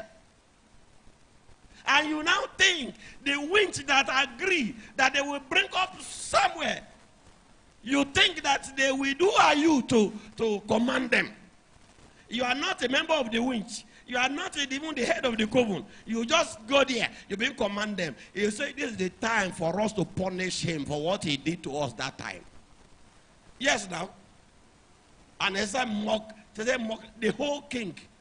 Do you know what it means to be king of Israel? She said mocking him. You say I should bring Samuel. I will bring Samuel. They already know what they will brought. They know. They just went to the kingdom of death and excavated one dangerous spirit from Pharaoh. one dangerous spirit from Pharaoh that answered Samuel. Because any spirit can answer any name. And my answer to that pastor that asked that question is the person the witch brought. If you read that chapter complete, the person that the witch brought up was not Samuel. The witch just went to a nearby cemetery and uproot one dangerous, rebellious human soul who is looking for who to destroy. And that was exactly what happened. That was exactly what happened.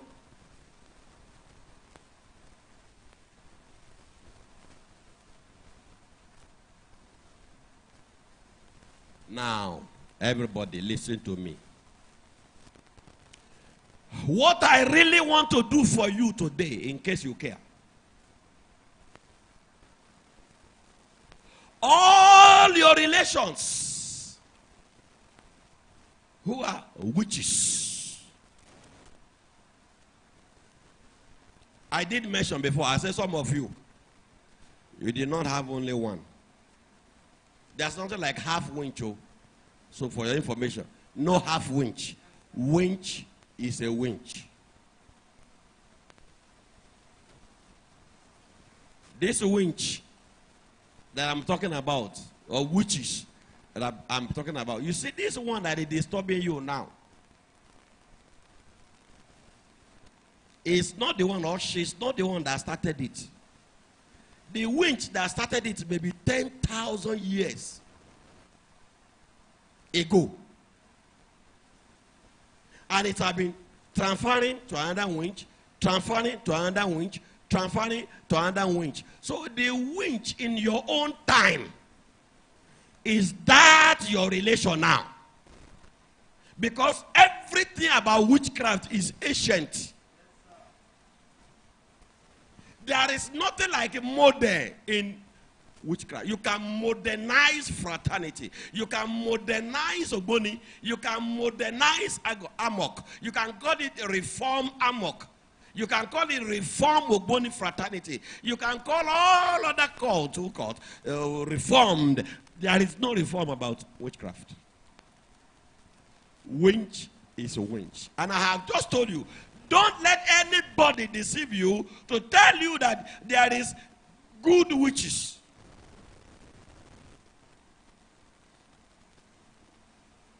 Anything called witchcraft is for wickedness. If a witch promise you, I will make sure you didn't die.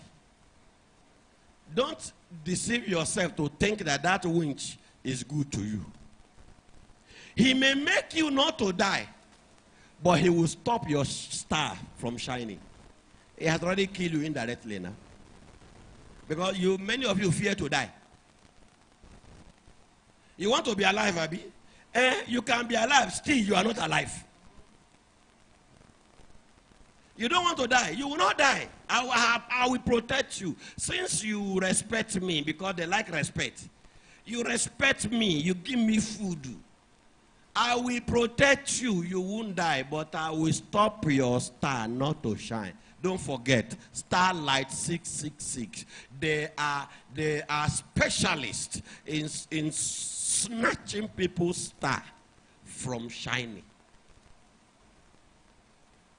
The star that is a light, they are specially from grabbing it and hiding it in darkness.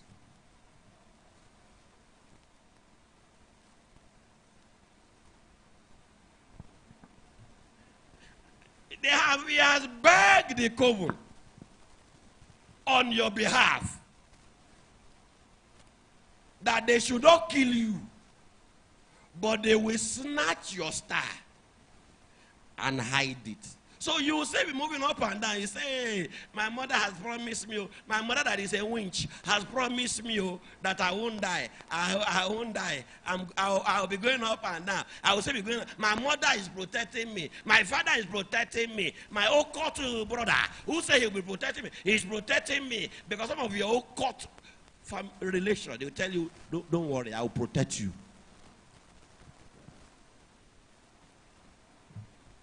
Ask him, protect you with what? With which power? With the power from the righteous heaven, or the power from witchcraft? If the power from witchcraft say will protect you, reject that power. Say, I don't want. Because they can make you not to die, but they will stop your star from shining.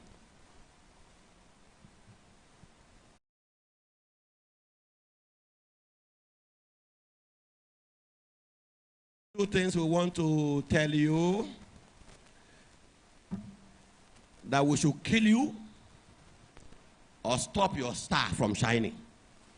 Choose one. You will still be alive when we stop your star from shining. You will still be alive. And you can do whatever you like on earth until you get old. Old and suffering. They ask you to choose one. And you can be surprised what human being will choose. You can be surprised what a human being will choose. I am telling you, do not let anybody, any winch, deceive you that they will protect you. Any winch that promised you protection has taken something from you unaware. He protects you not to die, but they have removed something else from your life. And you will soon notice what they have removed from your life as you progress in life. You will soon notice.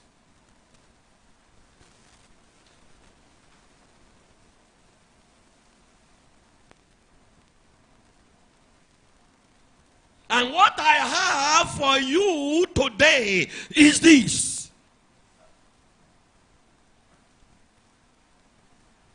Since I am not yet dead, and don't forget, the virtue that the Degaya is functioning in, the ordinance I am functioning in, is the ordinance of redemption that does not expire. So that even if I am dead, the ordinances will still be working. But you need to learn. And learn fast. And learn quick. Whatever you have now is what belongs to you. Whatever you refuse to say can never belong to you. Anything that you know you can do to make him speak solution into so many trouble of your life, bring solution to so many trouble of your life, the better for you. Because when he stops speaking, he stops speaking. And when he stops speaking, it's your fault. If you not do what you are supposed to do, then he's not going to speak.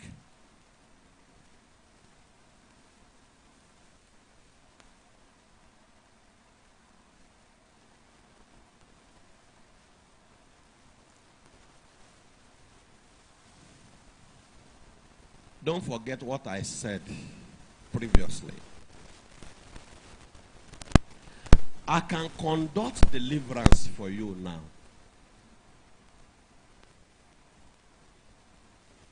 And you will refuse to accept deliverance. By so doing, you have wasted my time. You did not allow me to reserve my energy.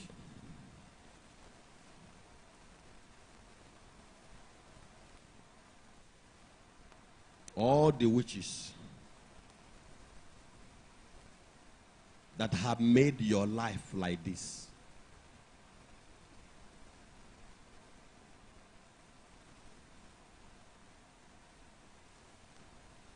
all of you listening to me now, don't deceive yourself. You are already in the deficit of blessing. What does that mean?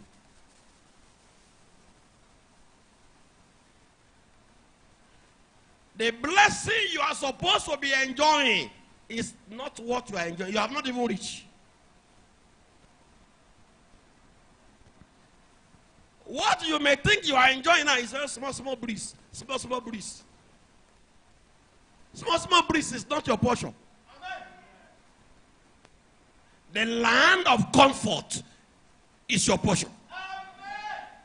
To resume in Zion is your comfort. Amen. To resume in Zion is your portion. Amen. Can you say it with your mouth? To resume in Zion is my portion. Say it again. To resume in Zion is my portion. You looking at me, you think, oh, I am 20. I still have time. You are very stupid. Very, very stupid. In Israel, once you are 16 years old, you are already an adult. Israel. Once you are 16 years, you are already an adult. When every Jewish finish school, they must serve in the military.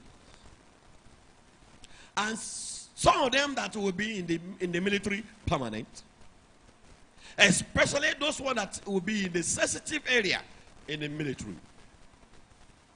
Like those ones that fly jet bomber. Those ones that fly jet bomber to bomb, they are not married. And America is doing the same thing. The American soldiers that fly jet bomber to go and bomb other countries are not married. Why is it that they use the ones that are not married? They say they are not thinking of anything. They are not thinking of a distraction wife, a distraction children. Their mind is straight. What is occupying their mind is America.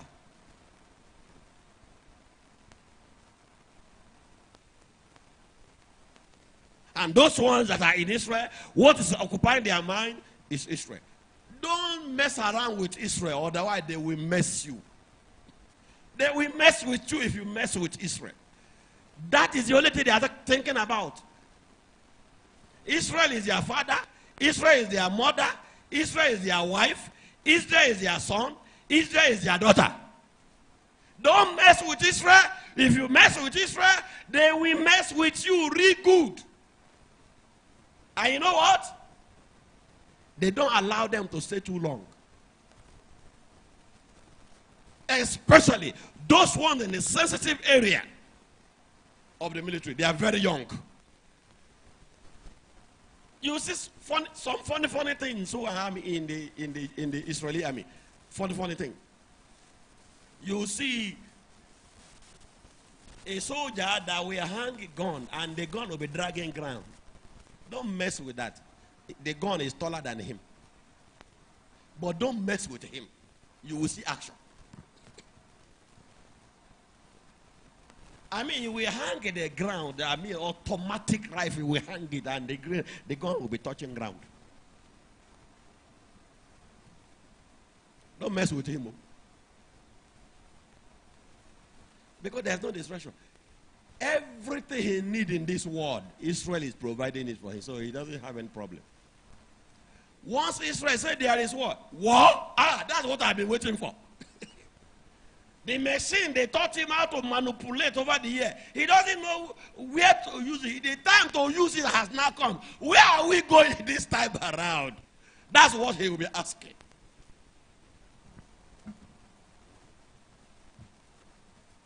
And I am talking about 16, 17, 18, 19, 20.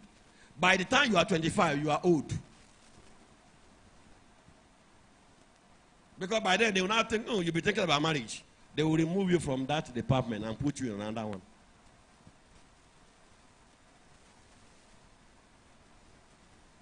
That they would have really defend Israel are not married. When their brain is very hot and they are looking for computer to toy with. So as far as they are concerned, flying jet bomber to another country to go and bomb is a game. It's a game. It's a thing of excitement.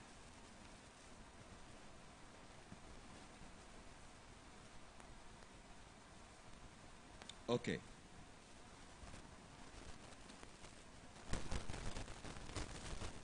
I only need to see what is happening in your life for me to know that you have witches in your family.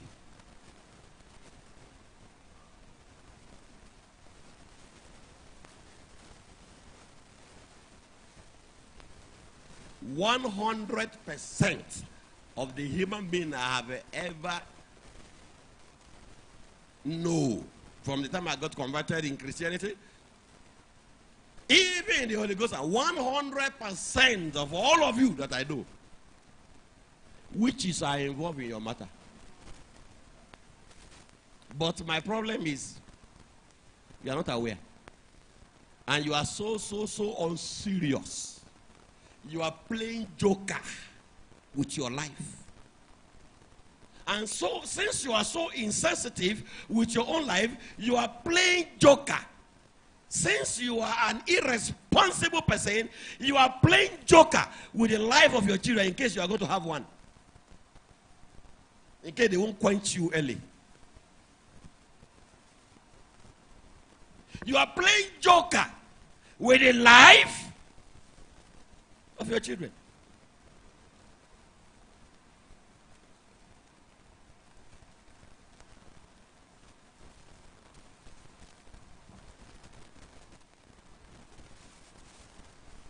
Oh, these witches, they will snatch your father's land. There's nothing you can do. They will snatch your father's house. There is nothing you can do. Listen to me, anybody who asks what killed my father, that thing will eventually kill him too.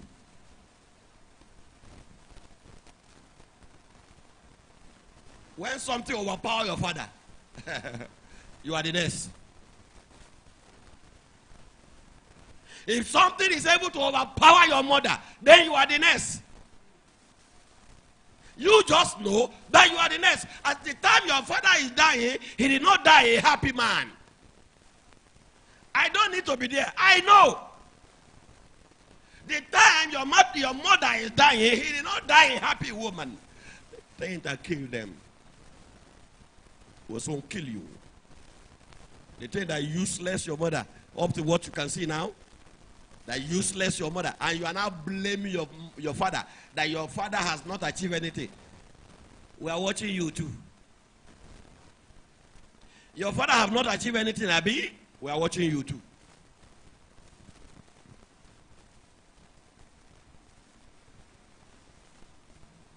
A reasonable person wants to achieve what his father has not achieved. But the way you are going, are you sure you are not towing the line of your father too? You are blaming your father that he has not achieved anything. We are watching you too. When your father dies, everything is quiet. There is nobody to blame again. If you like, carry caterpillar, bulldoze his grave, you are wasting your time. There is nothing you can do. You are already a human being. You have to take responsibility for your life. You have to take responsibility for your life. You have to take responsibility for your life and not blaming somebody else for your life. Because it's weaklings that blame somebody else for their life. Your father is poor does not mean that you are poor. You are not poor because you have a different predestination. You have a different predestination from your father. You have a different potential from your father. Your father's own has been buried. You want your own to be buried to follow it?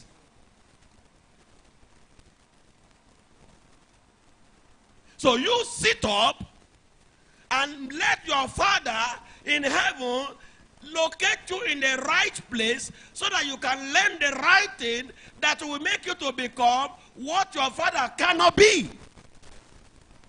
Your father is struggling to have an American visa. Your mother is struggling to have an American visa. We are watching you too.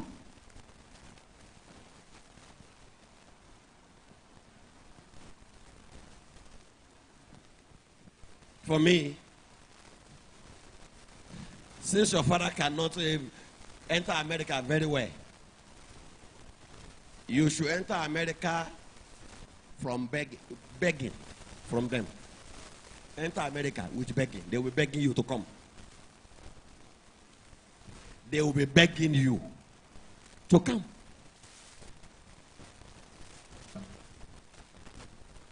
Of course, you know, I don't have a father that want to go to America that cannot go.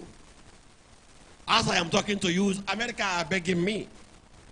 Americans are begging me. They have been begging me since 1992.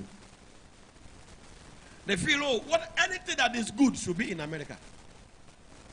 And in Africa that I am being battered up and down. That the frustration alone can make me to go to America. Because America will always appreciate when they know that you have something to offer. The time I went to America and I am about to come back, when the white people around know that I was about to go to Africa, he said, why? What happened? Any problem? Can I help? Can we help? I said, what kind of help? Any help? I said, thank you, I don't need it. I am a missionary here. I'm done my work. I'm going back to Africa. Why? Why? Oh, no. They were crying, you know.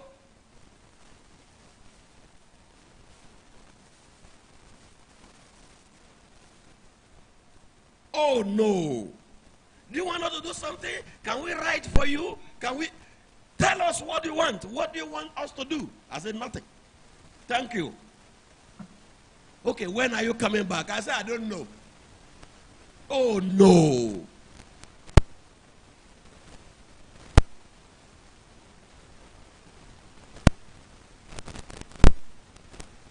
I've had several. Not one, not two, not three, not four, not five. America celebrity from California. Not one, not two, not three, not four. If you know one, you don't know the other ones. And one thing, they don't even know themselves. And I refuse to introduce them to themselves. Come to California. Come to California. I refuse. Why? Where I am now is where I am ordered to be. If I come to California without me being commanded to be there, I will be on my own. If I should be on my own, I should be in Saudi Arabia and not in California. Everybody that understands Degaya will understand what that means. If I want to be on my own, I should be in Saudi Arabia and not in California.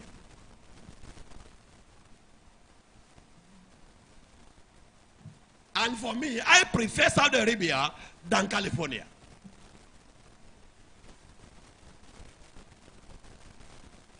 I'm not sure, except, well, if they haven't ordered me to be there, I'm not sure. What I have, what I can lay claim to in Saudi Arabia, I don't know if California will give me in 100 years.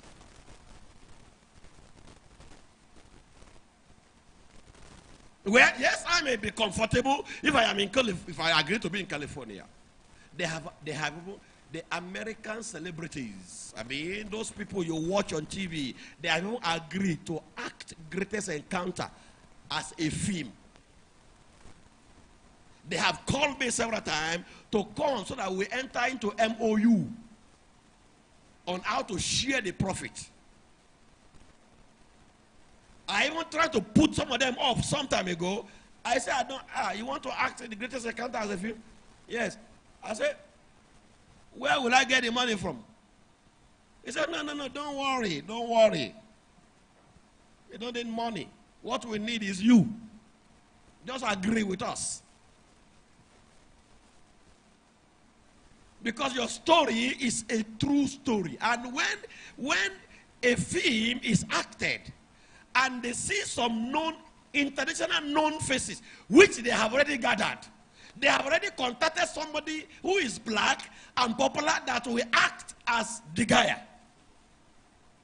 They know where to act these things in Saudi Arabia desert and all of those. Everything is in place. The stake they are was profit sharing. Do you want to sell it outright to us, or as the money come, we keep our own, we give you your own?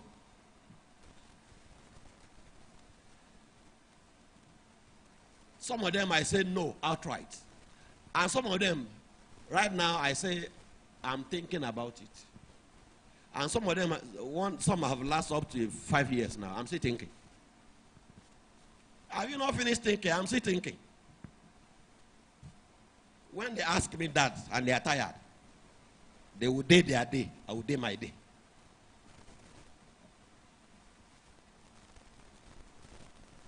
What your father struggle, he did not have.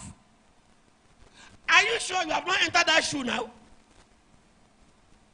What your mother struggle, he didn't have, and then you are stupid enough to blame your father. He didn't achieve anything.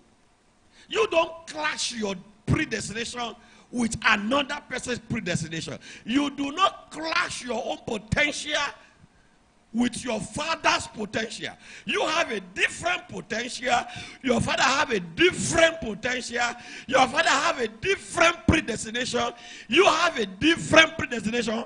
I don't want to bother myself if your father have 100 children. All of you have different predestination and different potential that does not clash. And no reasonable human being that is enlightened that will blame the father for not achieving anything. Many of them that their father achieved something, have they not squandered what your father left behind?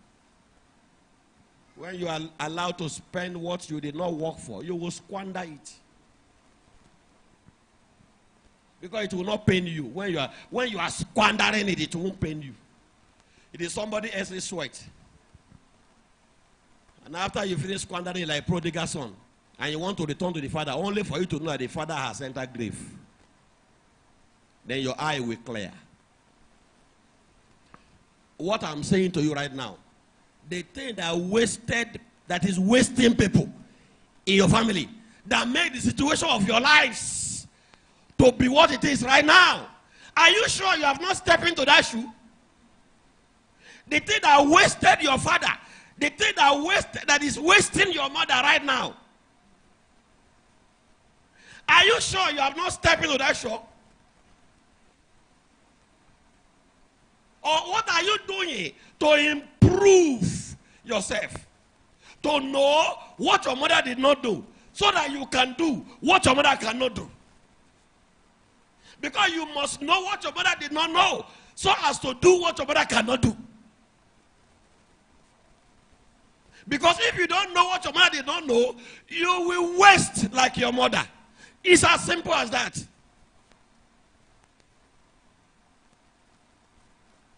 And the thing that is wasting you is somewhere around your family. These things are always very quiet. It's there, wasting you. Wasting people. And you can see the cancer spreading. When you mention your brother, your sisters, you can, one after another, you can talk about their wastage and write it as epistle. And then you'll be asking yourself, what is going on? What is going on? What is going on? What is going on is going on. People are wasting. That is what is going on. You don't ask what is going on. Do something about it. Can you say, I will do something about it? You don't just stay there. What is going on? What is going on? What is going on is wastage. Whether you like it or not, it's cancer. It's moving very fast and it's coming too close to you. It's moving very fast. It's coming too close. I say, even if you are 100 in your family, start from the first child, if he is still alive. But at least start from the one you can see now. Begin to analyze your life one by one. And one by one. And then come and tell me if you cannot see the handwriting of the devil in each of their lives. Why is it like that?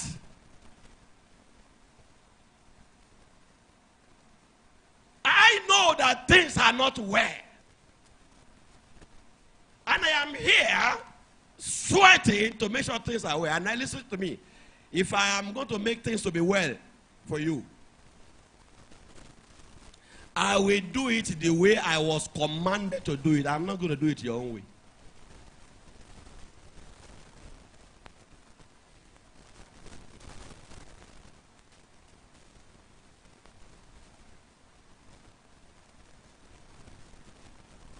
I want you to learn how you will not be destroyed if Degaya is no longer talking. When Degaya is no longer talking, when you can no longer hear him physically, what you will do to help yourself is what I want you to learn. I have never demonstrated myself as an idol that stays somewhere and you just come and consult. The day you will go again and your idol is not there, what will you do? You'll go and look for another idol.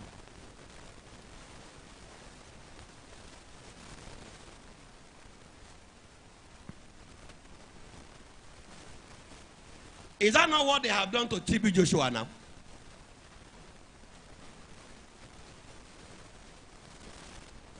All of those people consulted him. I learned that it is his wife that is handling that church.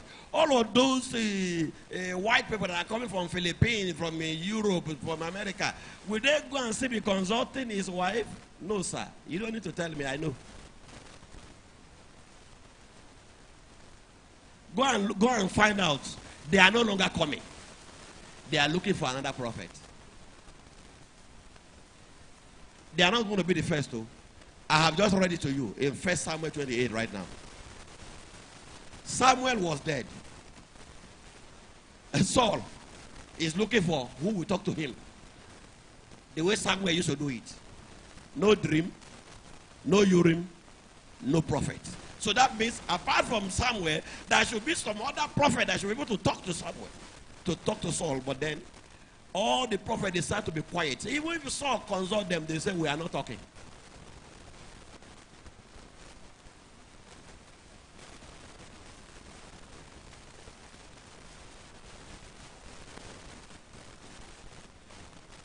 What I am trying to prevent in your life is a situation of being miserable. The way Saul was miserable. You shall not be miserable like Saul. Can somebody say, I shall not be miserable like Saul? You know what happened to Saul? He contacted madness for the whole of his life.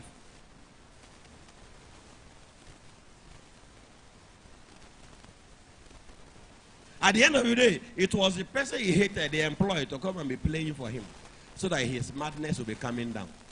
Somebody that will later replace him.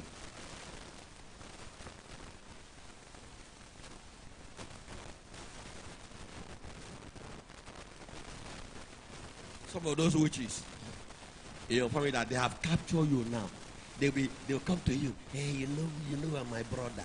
I like you. You are the same father. Ta! Now when they talk, you see, after they don't talk sweetie, they are going somewhere. That's how witches used to talk. They will use sentiment. You're I can't do you bad now. The same mother. Now so when they talk,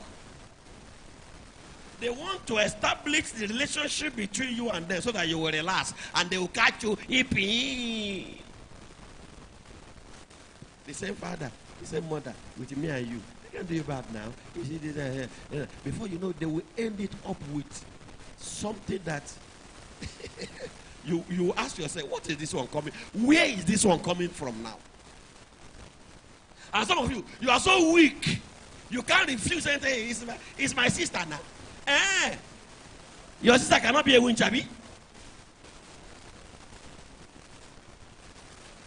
Witches become more powerful when they function among their relation. Whether witches by deliberate action or witches by ignorance. In fact, witches by ignorance, they are more dangerous. That means people that became winch in your family, but they didn't know they are already winch. And they are functioning in the principle and the standard of witchcraft. And they are using it to destroy things in your family. And you did not know.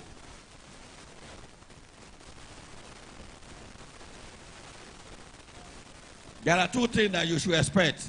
One is that they are delivered. Two, they die. That is the only two things that can happen.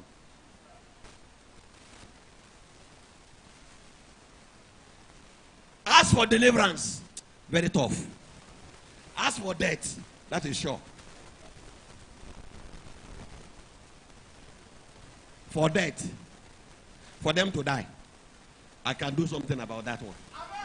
But for them to deliver, they must accept deliverance. What I can do for you is to make sure that their witchcraft will not affect you. They will now become the people that imagine witches. So every manipulations of witchcraft they bring along you. In other words, we said last time, there will be what? Repellent. Can you shout? Repellent.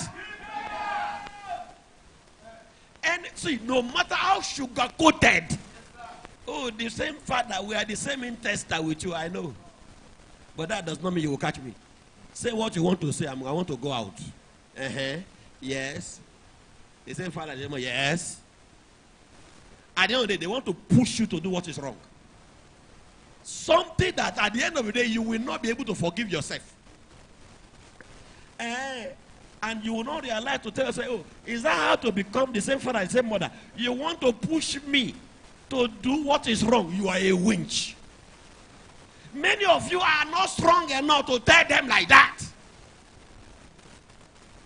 So that let them remember that you have called them a winch. Next time, they will come back to you again. By so doing, you have already put on repellent. When they are looking for who to compromise, you are not going to be among the people to be considered. They will say, no, don't go there, don't go there. It will soon be coaching Degaya for you now. Because they know you will repel them. My question is, have you started? Or you are afraid?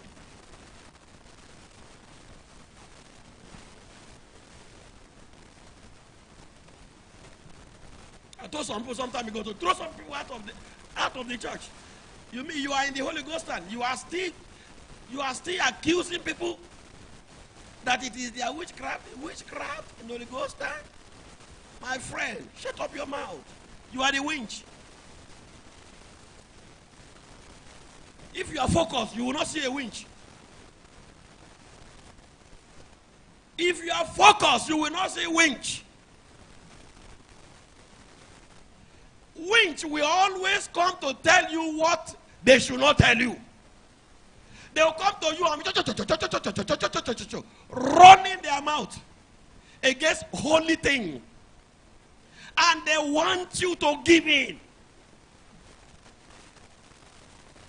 And you won't tell them, is it you? You, that me and you, we are in the same ordinance. You are the one saying this to me. You are a winch. Call them a winch to their hearing. Next time, let them not bring that bad news to you again.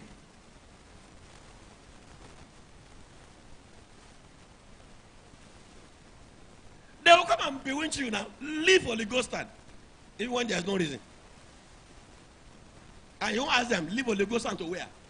No, to in Jesus' name we pray. Nonsense. Leave Holy Ghost stand to where? There are only 2 churches on earth, Holy Ghost and others. Read my lips.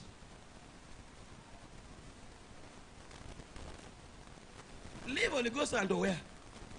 Stop listening to the guy. And to listen to who? Is it people that are performing fake miracle? Dunamis performing fake miracle, and the head of choir die in his presence. I am asking you, if Osinachi is a member of Holy Ghost, will she die? No. Ah, come on. There is a way I demystify this kind of thing. There is a way I will demystify it. They say she doesn't want to talk, Abi. I know what I will do. She will talk.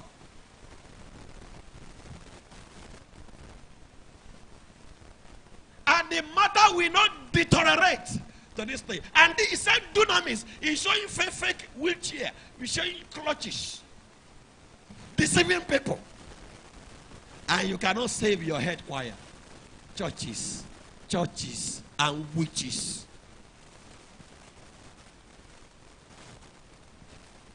You know, I have said it before. All this thing you call men of God, they know how to pray, Abi.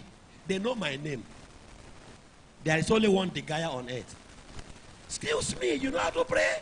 You go ahead. If you are occultic, we will mix where we will meet.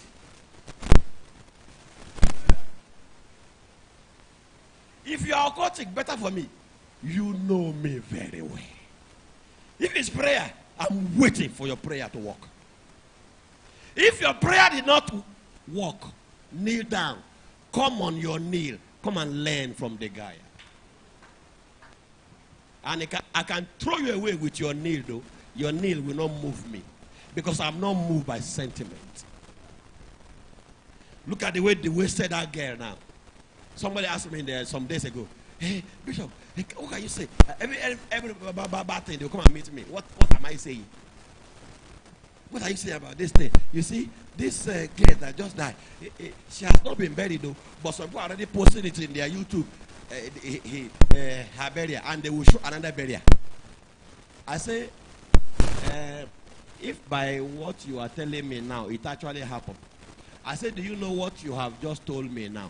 What you have told me now, everybody that posted her burial, when she has not been buried, they have attracted rebellious human soul to their family and their generation.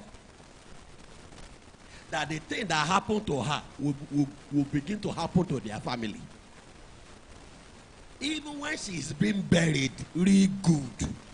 You are careful on how you speculate the news. Don't talk about when she has not been buried. Some people will say, hey, it's a burial. And by that, it is somebody else's burial they are showing. They don't know how dangerous that is. You are toiling with burial. You are toiling with dead body. Because they want that man was telling me, they want the viewer in their YouTube to grow. So because they know that lady is already popular. Anywhere they see everybody want to see what is going on there. You will show fake burial. Meanwhile, it was actually a lie. They don't know what they are attracting to their family. There are things you don't mess with. There are things you don't mess with. And part of the thing you don't mess with is death.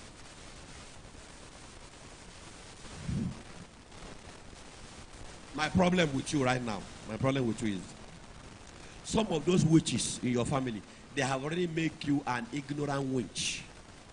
That's my problem with you. Because, you know why? Zambra 333, witches by contact. Some of these, your brothers, your sisters, they have come to give you gifts. And the gift they came to give you is actually witchcraft. They came to give you gifts. They give you gifts so that whenever they come to you for anything, you will not refuse them. And they will use the sentiment of the same father, the same mother. That is witchcraft operation there. My problem with some of you is some of these witches in your relation, they have already given you witches by contact. That is my problem. If you want deliverance out of that, say, yeah!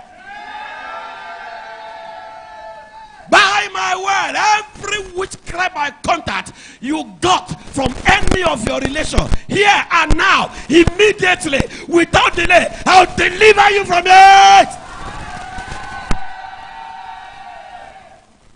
Can somebody say, I shall be delivered? Can somebody say, I accept deliverance? Hear me, everybody. Sit down, sit down. See, there are things, don't use because of poverty and sell your integrity like Jacob. There are some things some people will come and give to you. Do you know what you do? Package it. If it is money in the envelope, the next church service, drop it in the oven. Am I talking to you? Yes, sir. When they are going about, when he was hungry, I'm the one that give him money. Yeah. They should come and ask you what you did with the money. By the time you give them the shock of your life, the day you gave me the money, I drop it in the offering box. You have passed that information. You know, they have this kind of people. They are witches now. They broadcast. They go to market. Going. Come on. He was hungry. If it is not me that gave him food, he would have died. That is witches for you.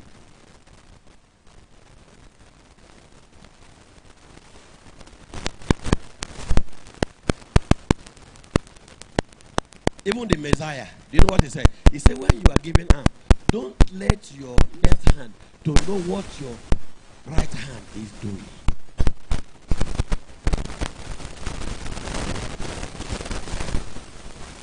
Give it. Don't mention my name. Don't tell anybody.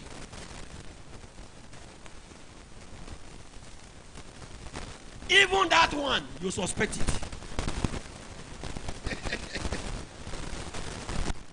Because Zambra 333 is by contact. And of course, if the witches around your family will not know, who will know? They know they will bewitch you from what they will give you. What about sometime when they bring it, say, I don't want, I'm okay. Even if you are not okay, tell them you are okay. Or they phone you, I know you are not okay. Who told you I'm not okay? I'm okay. In fact, I'm on my way to Mr. Big. Even if you don't want to go to Mr. Big, carry the next motor, begin with Mr. Big. Hello? That is how you are delivered from witchcraft. Something somebody will give you. You can't swallow it. You can't vomit it. You can't deny it. When people see your big neck, say, you are denying that he didn't give you something. What is in your neck? He give you something, or she give you something. You can't swallow it. You can't vomit it. It becomes your conscience torment. You are losing your integrity. Look, it is better to be hungry and let your integrity be intact. I was hungry before. I said I became hungry when I just got converted newly. Some few months. 30 years ago. Few months I became hungry that I have ulcer. The ulcer that cut my intestine into 3 places. And I didn't know myself. It was hunger. You know what it means to be hungry? Where to drink water by dash. Who dash monkey banana? I mean, take water and drink by free. No money in the pocket. Now, if there's money, have it.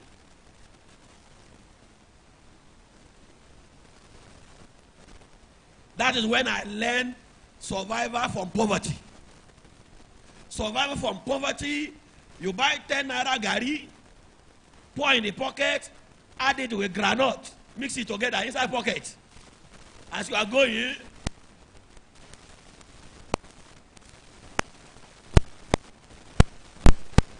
are you watching me? Yes, somebody meet you after that, have you eaten? Yes, I have eaten. Have you not eaten? Have you not eaten? If that is not food, okay, replace that with sand. Replace what I have just demonstrated now with gravel. Replace it with stone. Can you please replace it with grass like Nebuchadnezzar? And just deny that you have eaten.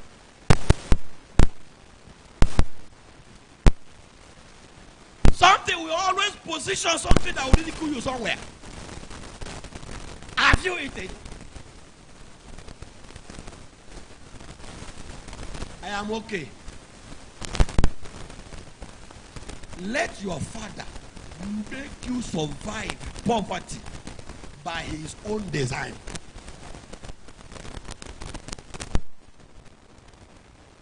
Hello?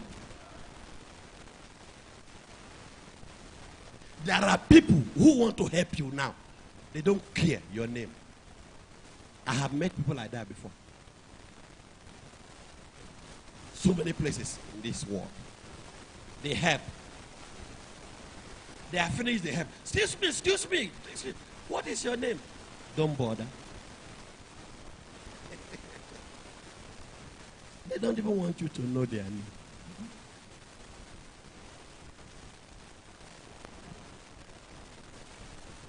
So many years ago, I'll give a testimony. We were going from, I think from Umuahe or so, or Imo State to Calabar.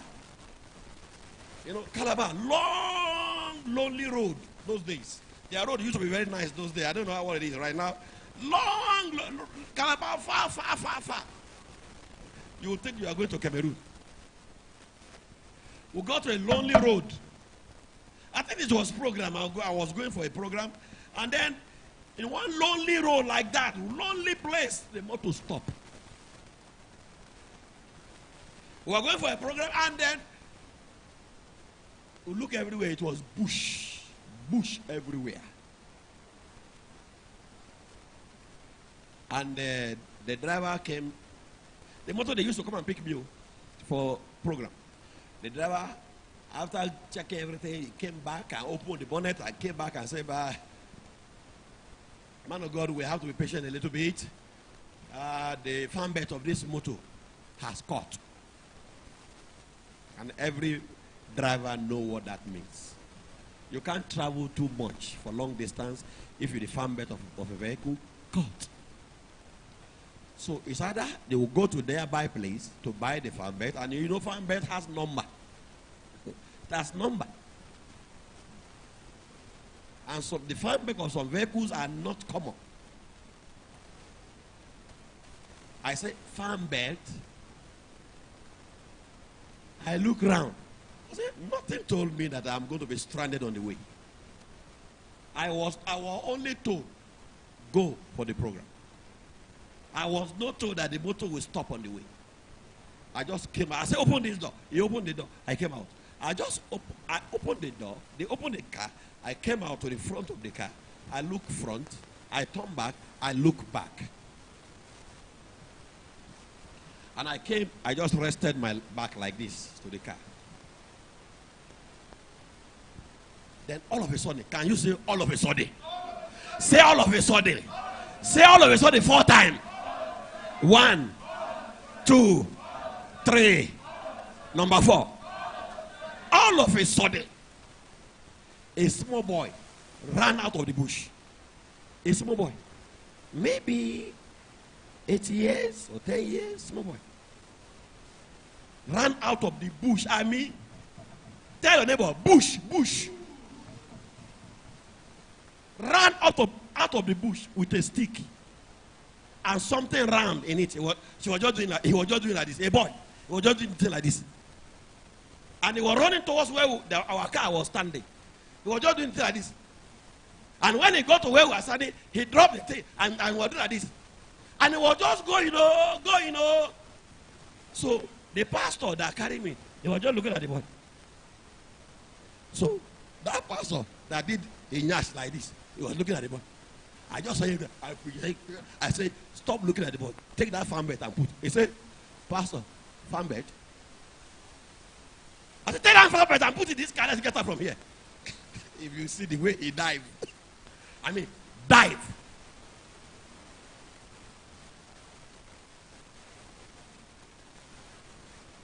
They put the farm back, the motor start once. So when the motor now started and we are going, the driver, once in a while, he will look back. He say, man of God. I say, okay, if you don't look straight, we will enter bush. All this man of God, but I don't know what that is. Because it was the one that is sitting in front that said, come, Bishop, can you tell her what is that? I said, I don't know. Why didn't you ask the boy? You will have stopped the boy and asked him. What I know is a farm bed. Ask for the boy. You will have stopped him to ask him. What was that? And by the time we reach, that was the first testimony that full ground.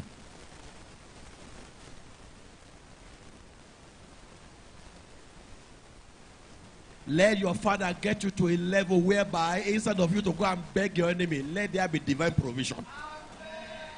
You didn't say me very well, no? Instead of you to go and beg your enemy, let there be divine provision. Because witchcraft, Zambra 333, is by contact. And all of these people that are witches, that are members of your families, some of them are your friends, they have access to you everywhere. They can give you anything and bewitch you forever. And I have just said, you don't want me to repeat it. I have just said, there is no witch that can help you.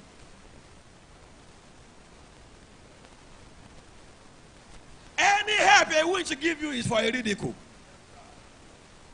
And the ridicule will last for a long time.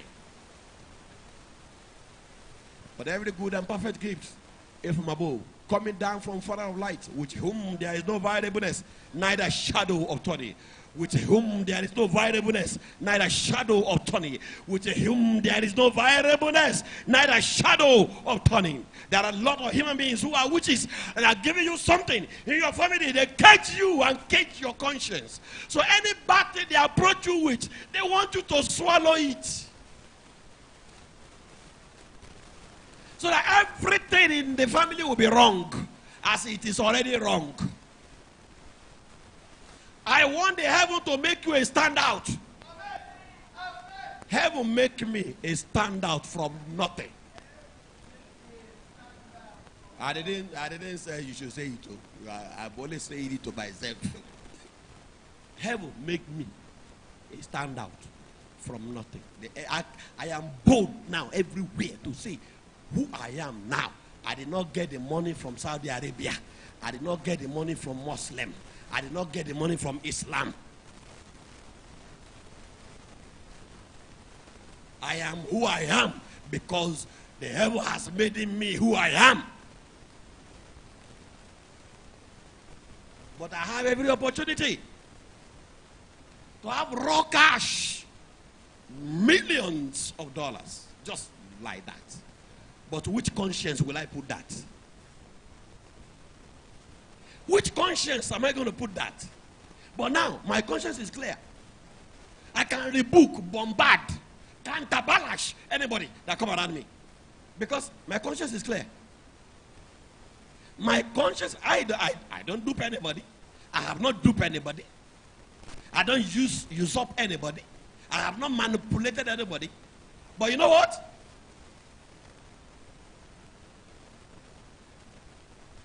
I don't want to tell you what people are doing for me so that you will not go and become Boko Haram and block my way. People do things for me without asking for nothing.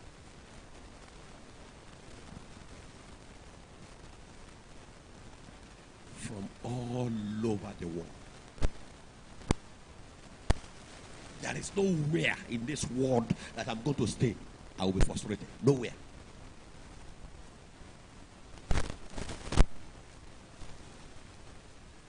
Just call only one person.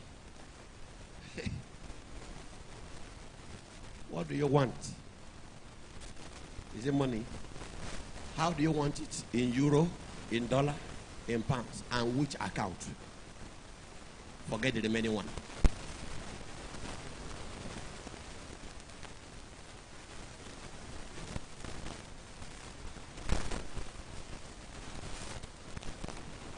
That is the level I am functioning.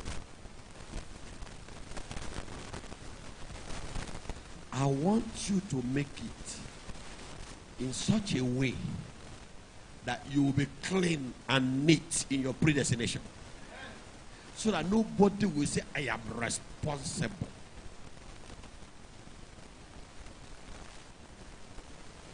Hello? Even if anybody introduces you to a place and you did not conduct yourself well, you will still lose it anyway. But if somebody introduces you to a place and you are still there, that means you conduct yourself very well. I wish you will use that platform to go to the next stage without that person. Hello? Hello? Hello? Hello? Hello? Don't you understand me? Yes, somebody will always introduce you to a place. So I want you to do so well in that place. You will go to the next stage without the knowledge of that person. Let him now know that you are in the next stage. I was the one that introduced you. I have left that stage. I am now in another level. Let him now begin to ask. Let her begin to ask. How did you get to this level? Go and ask my employer. I got there. Hello. And that is the problem we're going to have with so many of you who have witches as members of your relations. They know your weakness. They know your weak points. They know your lack. And they want to use your weakness to capture you. And I am telling you that from today, you are delivered from that. And next time, when they want to use that, you just say, my friend, I have left that. What, you see any money in that account? Who paid this money? Is it you? Okay. Don't say thank you. What did I say you should say? If somebody pay money in your account, try to crack your brain. Who will be this person? Sometimes the name of the person will appear. Sometimes some people can go and pay money in in the development of today. Somebody can go and can use a UPS or what do you call it, POS, to pay money and their name will not appear. You crack your brain. Who may be this person? Did you pay any money into my account? If the person say yes, say okay. Don't say thank you. What did I say? Don't say thank you. Say okay. One day, one idiot. That is, he said he has some years ago. He has money to give to the church.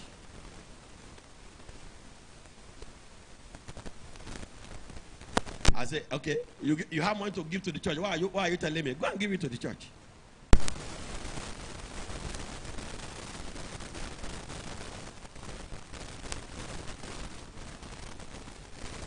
Then he now came close to me. I say, I have money to give to the church. It's $100,000. I say, okay, I didn't hear you.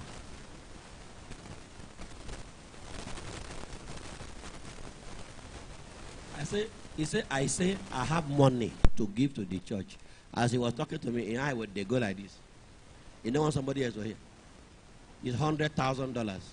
I say, okay, I didn't hear you. You have money to give to the church? Go and give it to the church. So if you think you will move me with that, you are a joker. And you have just lost your last card. Up to today, I didn't hear that the person gave the money to church. You see, what did you want to achieve with that?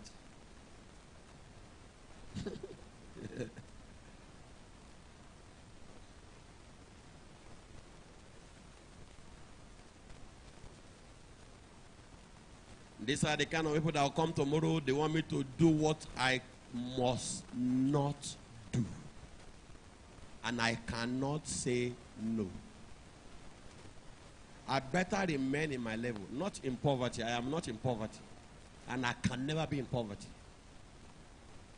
Remain in my level and move at my pace. And my pace is the pace of the righteous heaven.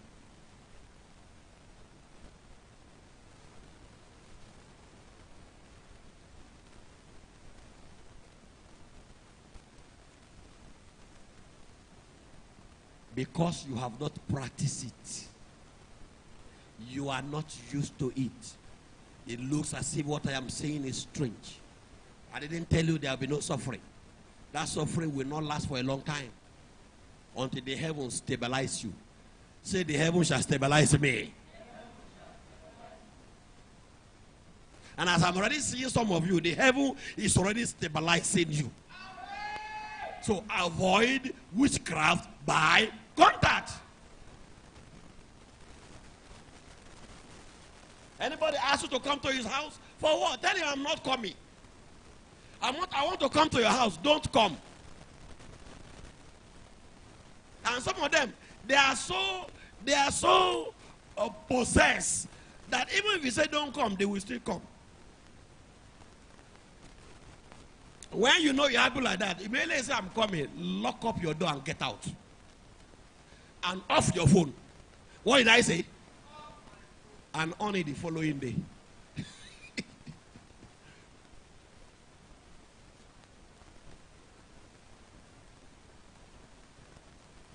If you on it and they call you, I thought I told you I was coming.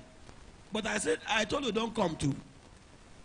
I came to her, I didn't see anybody, but I told you don't come.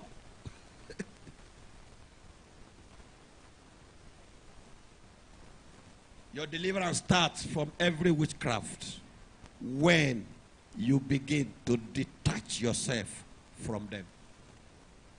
And let that detachment be deliberate.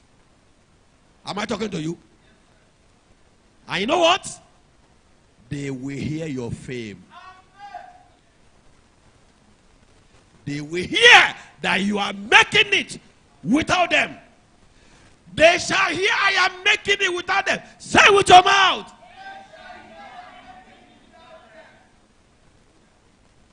The heaven will bring people that will help you without putting you in bondage. Relations that are witches. That is the most dangerous witchcraft. Because those ones, they know where you sleep, they know where you wake up, they know your movement. Now you are in the same whether Facebook with them or the same WhatsApp or whatever you call it.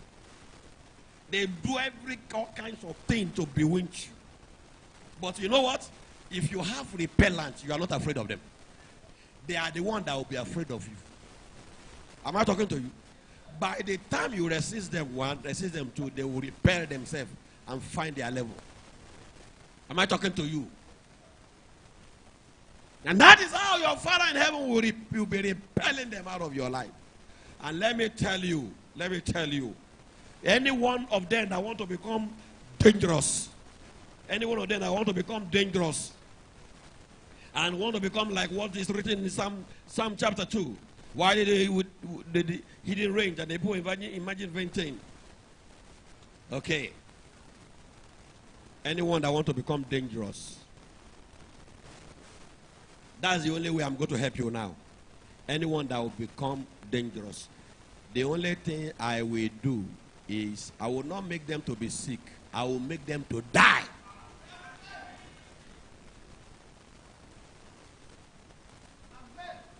You know, some of us had the power to make somebody die without touching them.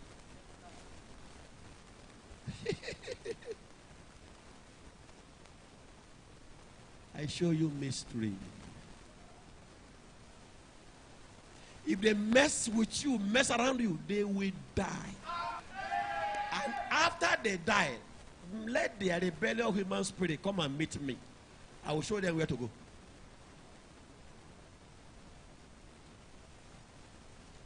Because if they die as a result of my pronouncement, their rebellious human spirit already know who pronounced that death.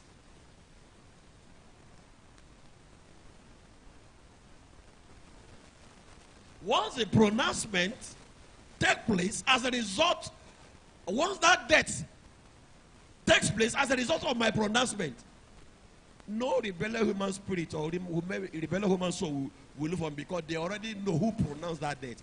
They will just look for their way to the gulf of vanity. Because if they come and meet me, they will die the second time.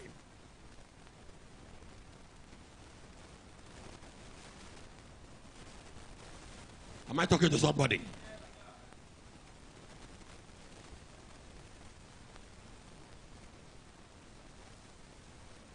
As the heavens has made me, and I'm amusement to people. That is how I want the heaven to make you an amusement. Hallelujah!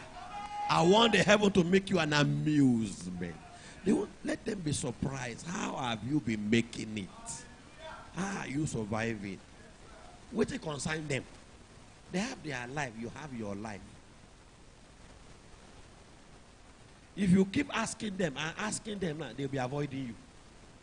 You refuse to ask them, it's a problem. So what can you do to please a human being? Can they promise me, all of those human beings that are pretending to be real around you, can they promise me? In the morning you ask them, in the afternoon you ask them, in the night you ask them, my friend, it's a matter of time. They will begin to avoid you. They will see your missed call. When they see your name, they will just drop the phone. They will drop the phone. This person, I have seen it before. People, they will drop the phone. Why, you know, I said, this stupid person, keep disturbing me. That's man for you. That's man. By my word, from today, you will not disturb any man again.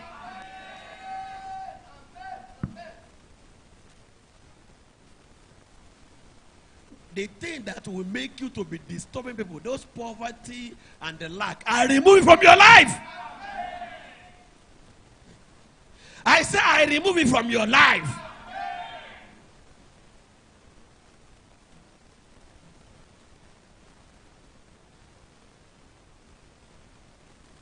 Like somebody waiting for Degaya to come and beg them for food. You are a fool. A buffoon self. The devils have waited 30 years ago. 30 years, oh. 30 years. I have not begged anybody for food. Is it now that I am a Gibraltar?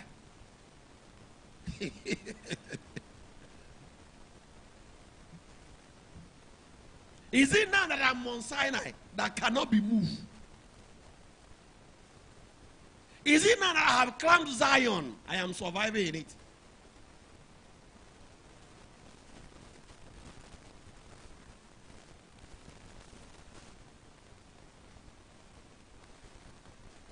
All these witches, politician witches, if you see the way they are contacting me now.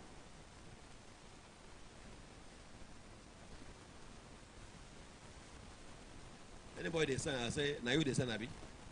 I say, you are very stupid. You are jobless. You should have known that I will refuse. Why did you come to waste your time?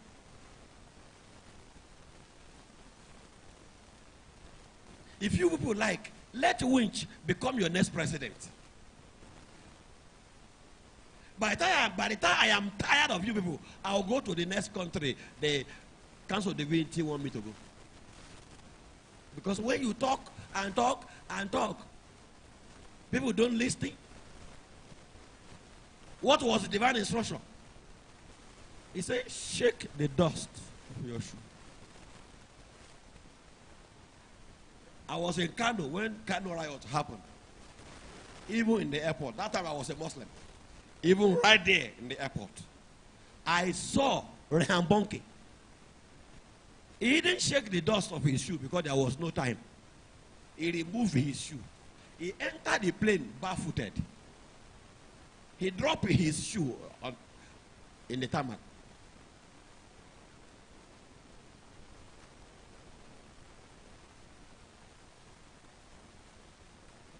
You will soon find out it's not only Nigeria that is occupying the whole earth. There are some countries you go and I will even forget that Nigeria is existing.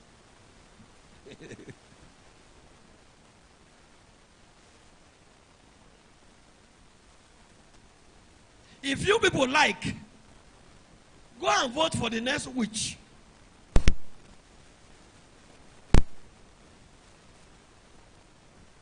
Because their poster is all over the place, the witches.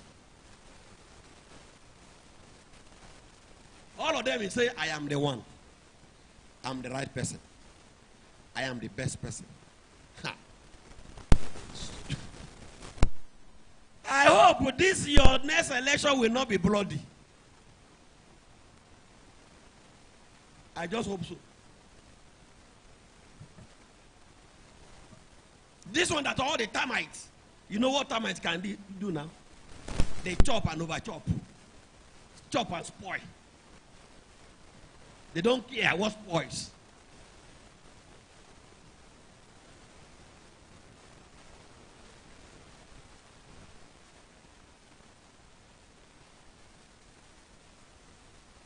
As far as I'm concerned, the thing that will make you to be a beggar in your life, I have removed from your life. So that nobody will use cheap witchcraft to get you. When somebody is talking to you, just trying to find out which area. Everybody is telling you, sweetie. Just find out which area is he going.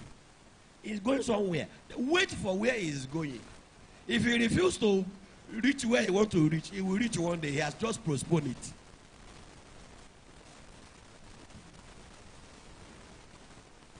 It is where it is going, you now judge if what they telling you to do now is right or wrong. If what is telling you to do is wrong, that person is a witch.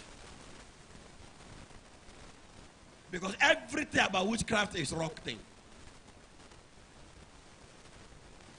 And you have them in your family. Sugar-coated on a rub mouth. They will use sentiment.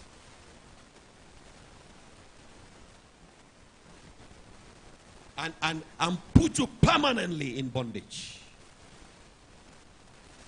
By my way, I deliver you. I say I deliver you. I say I deliver you. I say I deliver you. Stand up. I deliver you. I deliver you. I deliver you from that witch's father, your witch mother, your witch relation, or that your brother that is a witch. I have no respect for who they are to you. All I know, they are witch. They want to subject and submit you to do what is wrong. They should give you breathing space, but witch will never give you breathing space. Any small thing that happens to you, say you see, is because you have not done what I asked you to do. That's a witch there. They don't want them, they don't want to say, I have a headache. You see, it's because you didn't do what I asked you to do. If they hear say, you just hit your leg on a small stone, you see, it's because you didn't do what I asked you to do.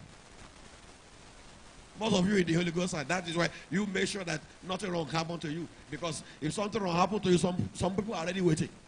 Some witches, don't let me call them people. Some witches are already waiting. Say, you see, I told you to leave that church. You won't tell us in Nigeria to leave Dunamis so that she won't die there. Why didn't you go and tell us in Nigeria to leave Dunamis so that she won't die there? And come to Holy Ghost and where she will not die. Read my lips. Say, if Osinachi is a member of Holy Ghost, and she will still be alive right now.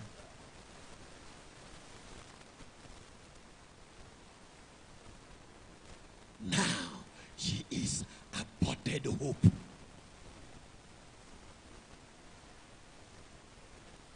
And me, you know, I don't preach sentiment, I preach reality. She is aborted hope.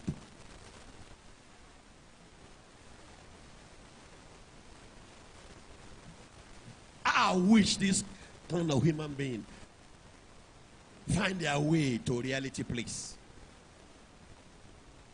But even when, by the time, when she's alive, even if you tell her, will she even listen? The witchcraft of dunamis that have catch her, will she agree?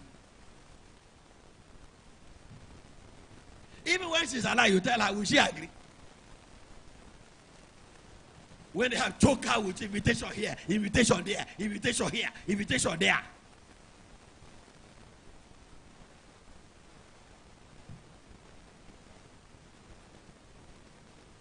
Now everybody is looking for who to blame, blaming the husband. I am not going to blame the husband, neither am I blaming the husband.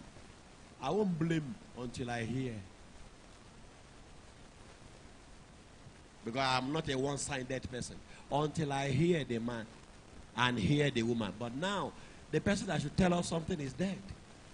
If they are going to send that man to prison now, it is going to be circumstantial evidence. I hope I'll get good lawyer. Because if the man get good lawyer, he will trash all the circumstantial evidence. And he'll still be walking on the street. In case so, he is responsible. Because the person you are just talking about, we can't hear from her. She didn't tell us what has happened. What we are hearing now is just hearsay. Hearsay. The brother say, the sister say. They will always say anyway. Especially if there is no good relationship between them and the man. Maybe her family want to use her as ATM and the man resists them. Anyhow, anything can happen. Anything can happen. But the man that should be talking to us is dead.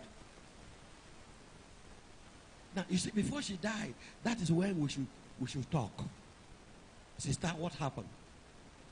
Let it be that she will tell lie, no problem. We know how to know the truth.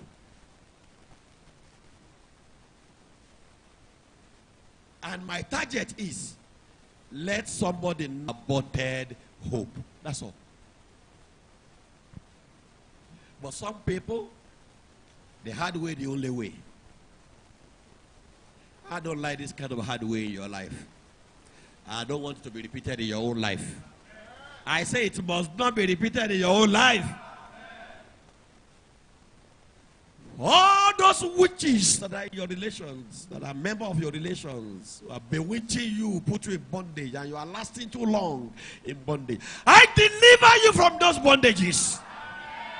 I deliver you from their bondages.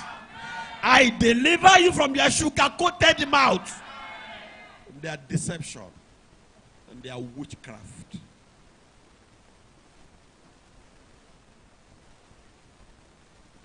And some of them are very nice. So you have some good relation.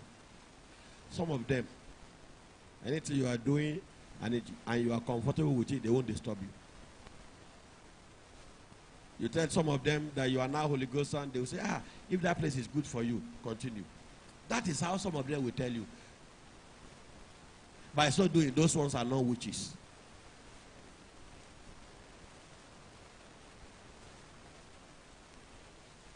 They are only morally attuned. They will make life miserable for you. That is how you know witches. And you will never dance to their tune. Come, look, I say you will never dance to their tune. Except you want to agree, you want to dance to their tune, no.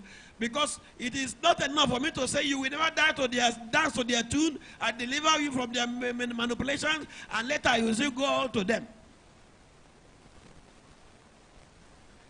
If you didn't dance to their tune and they want to be funny, they want to be satanic, on that ground, ask you, are you ready for burial? Because so what do we do then? Do we leave them so that they will keep manipulating your life? Or do we fear the money you will contribute when somebody dies?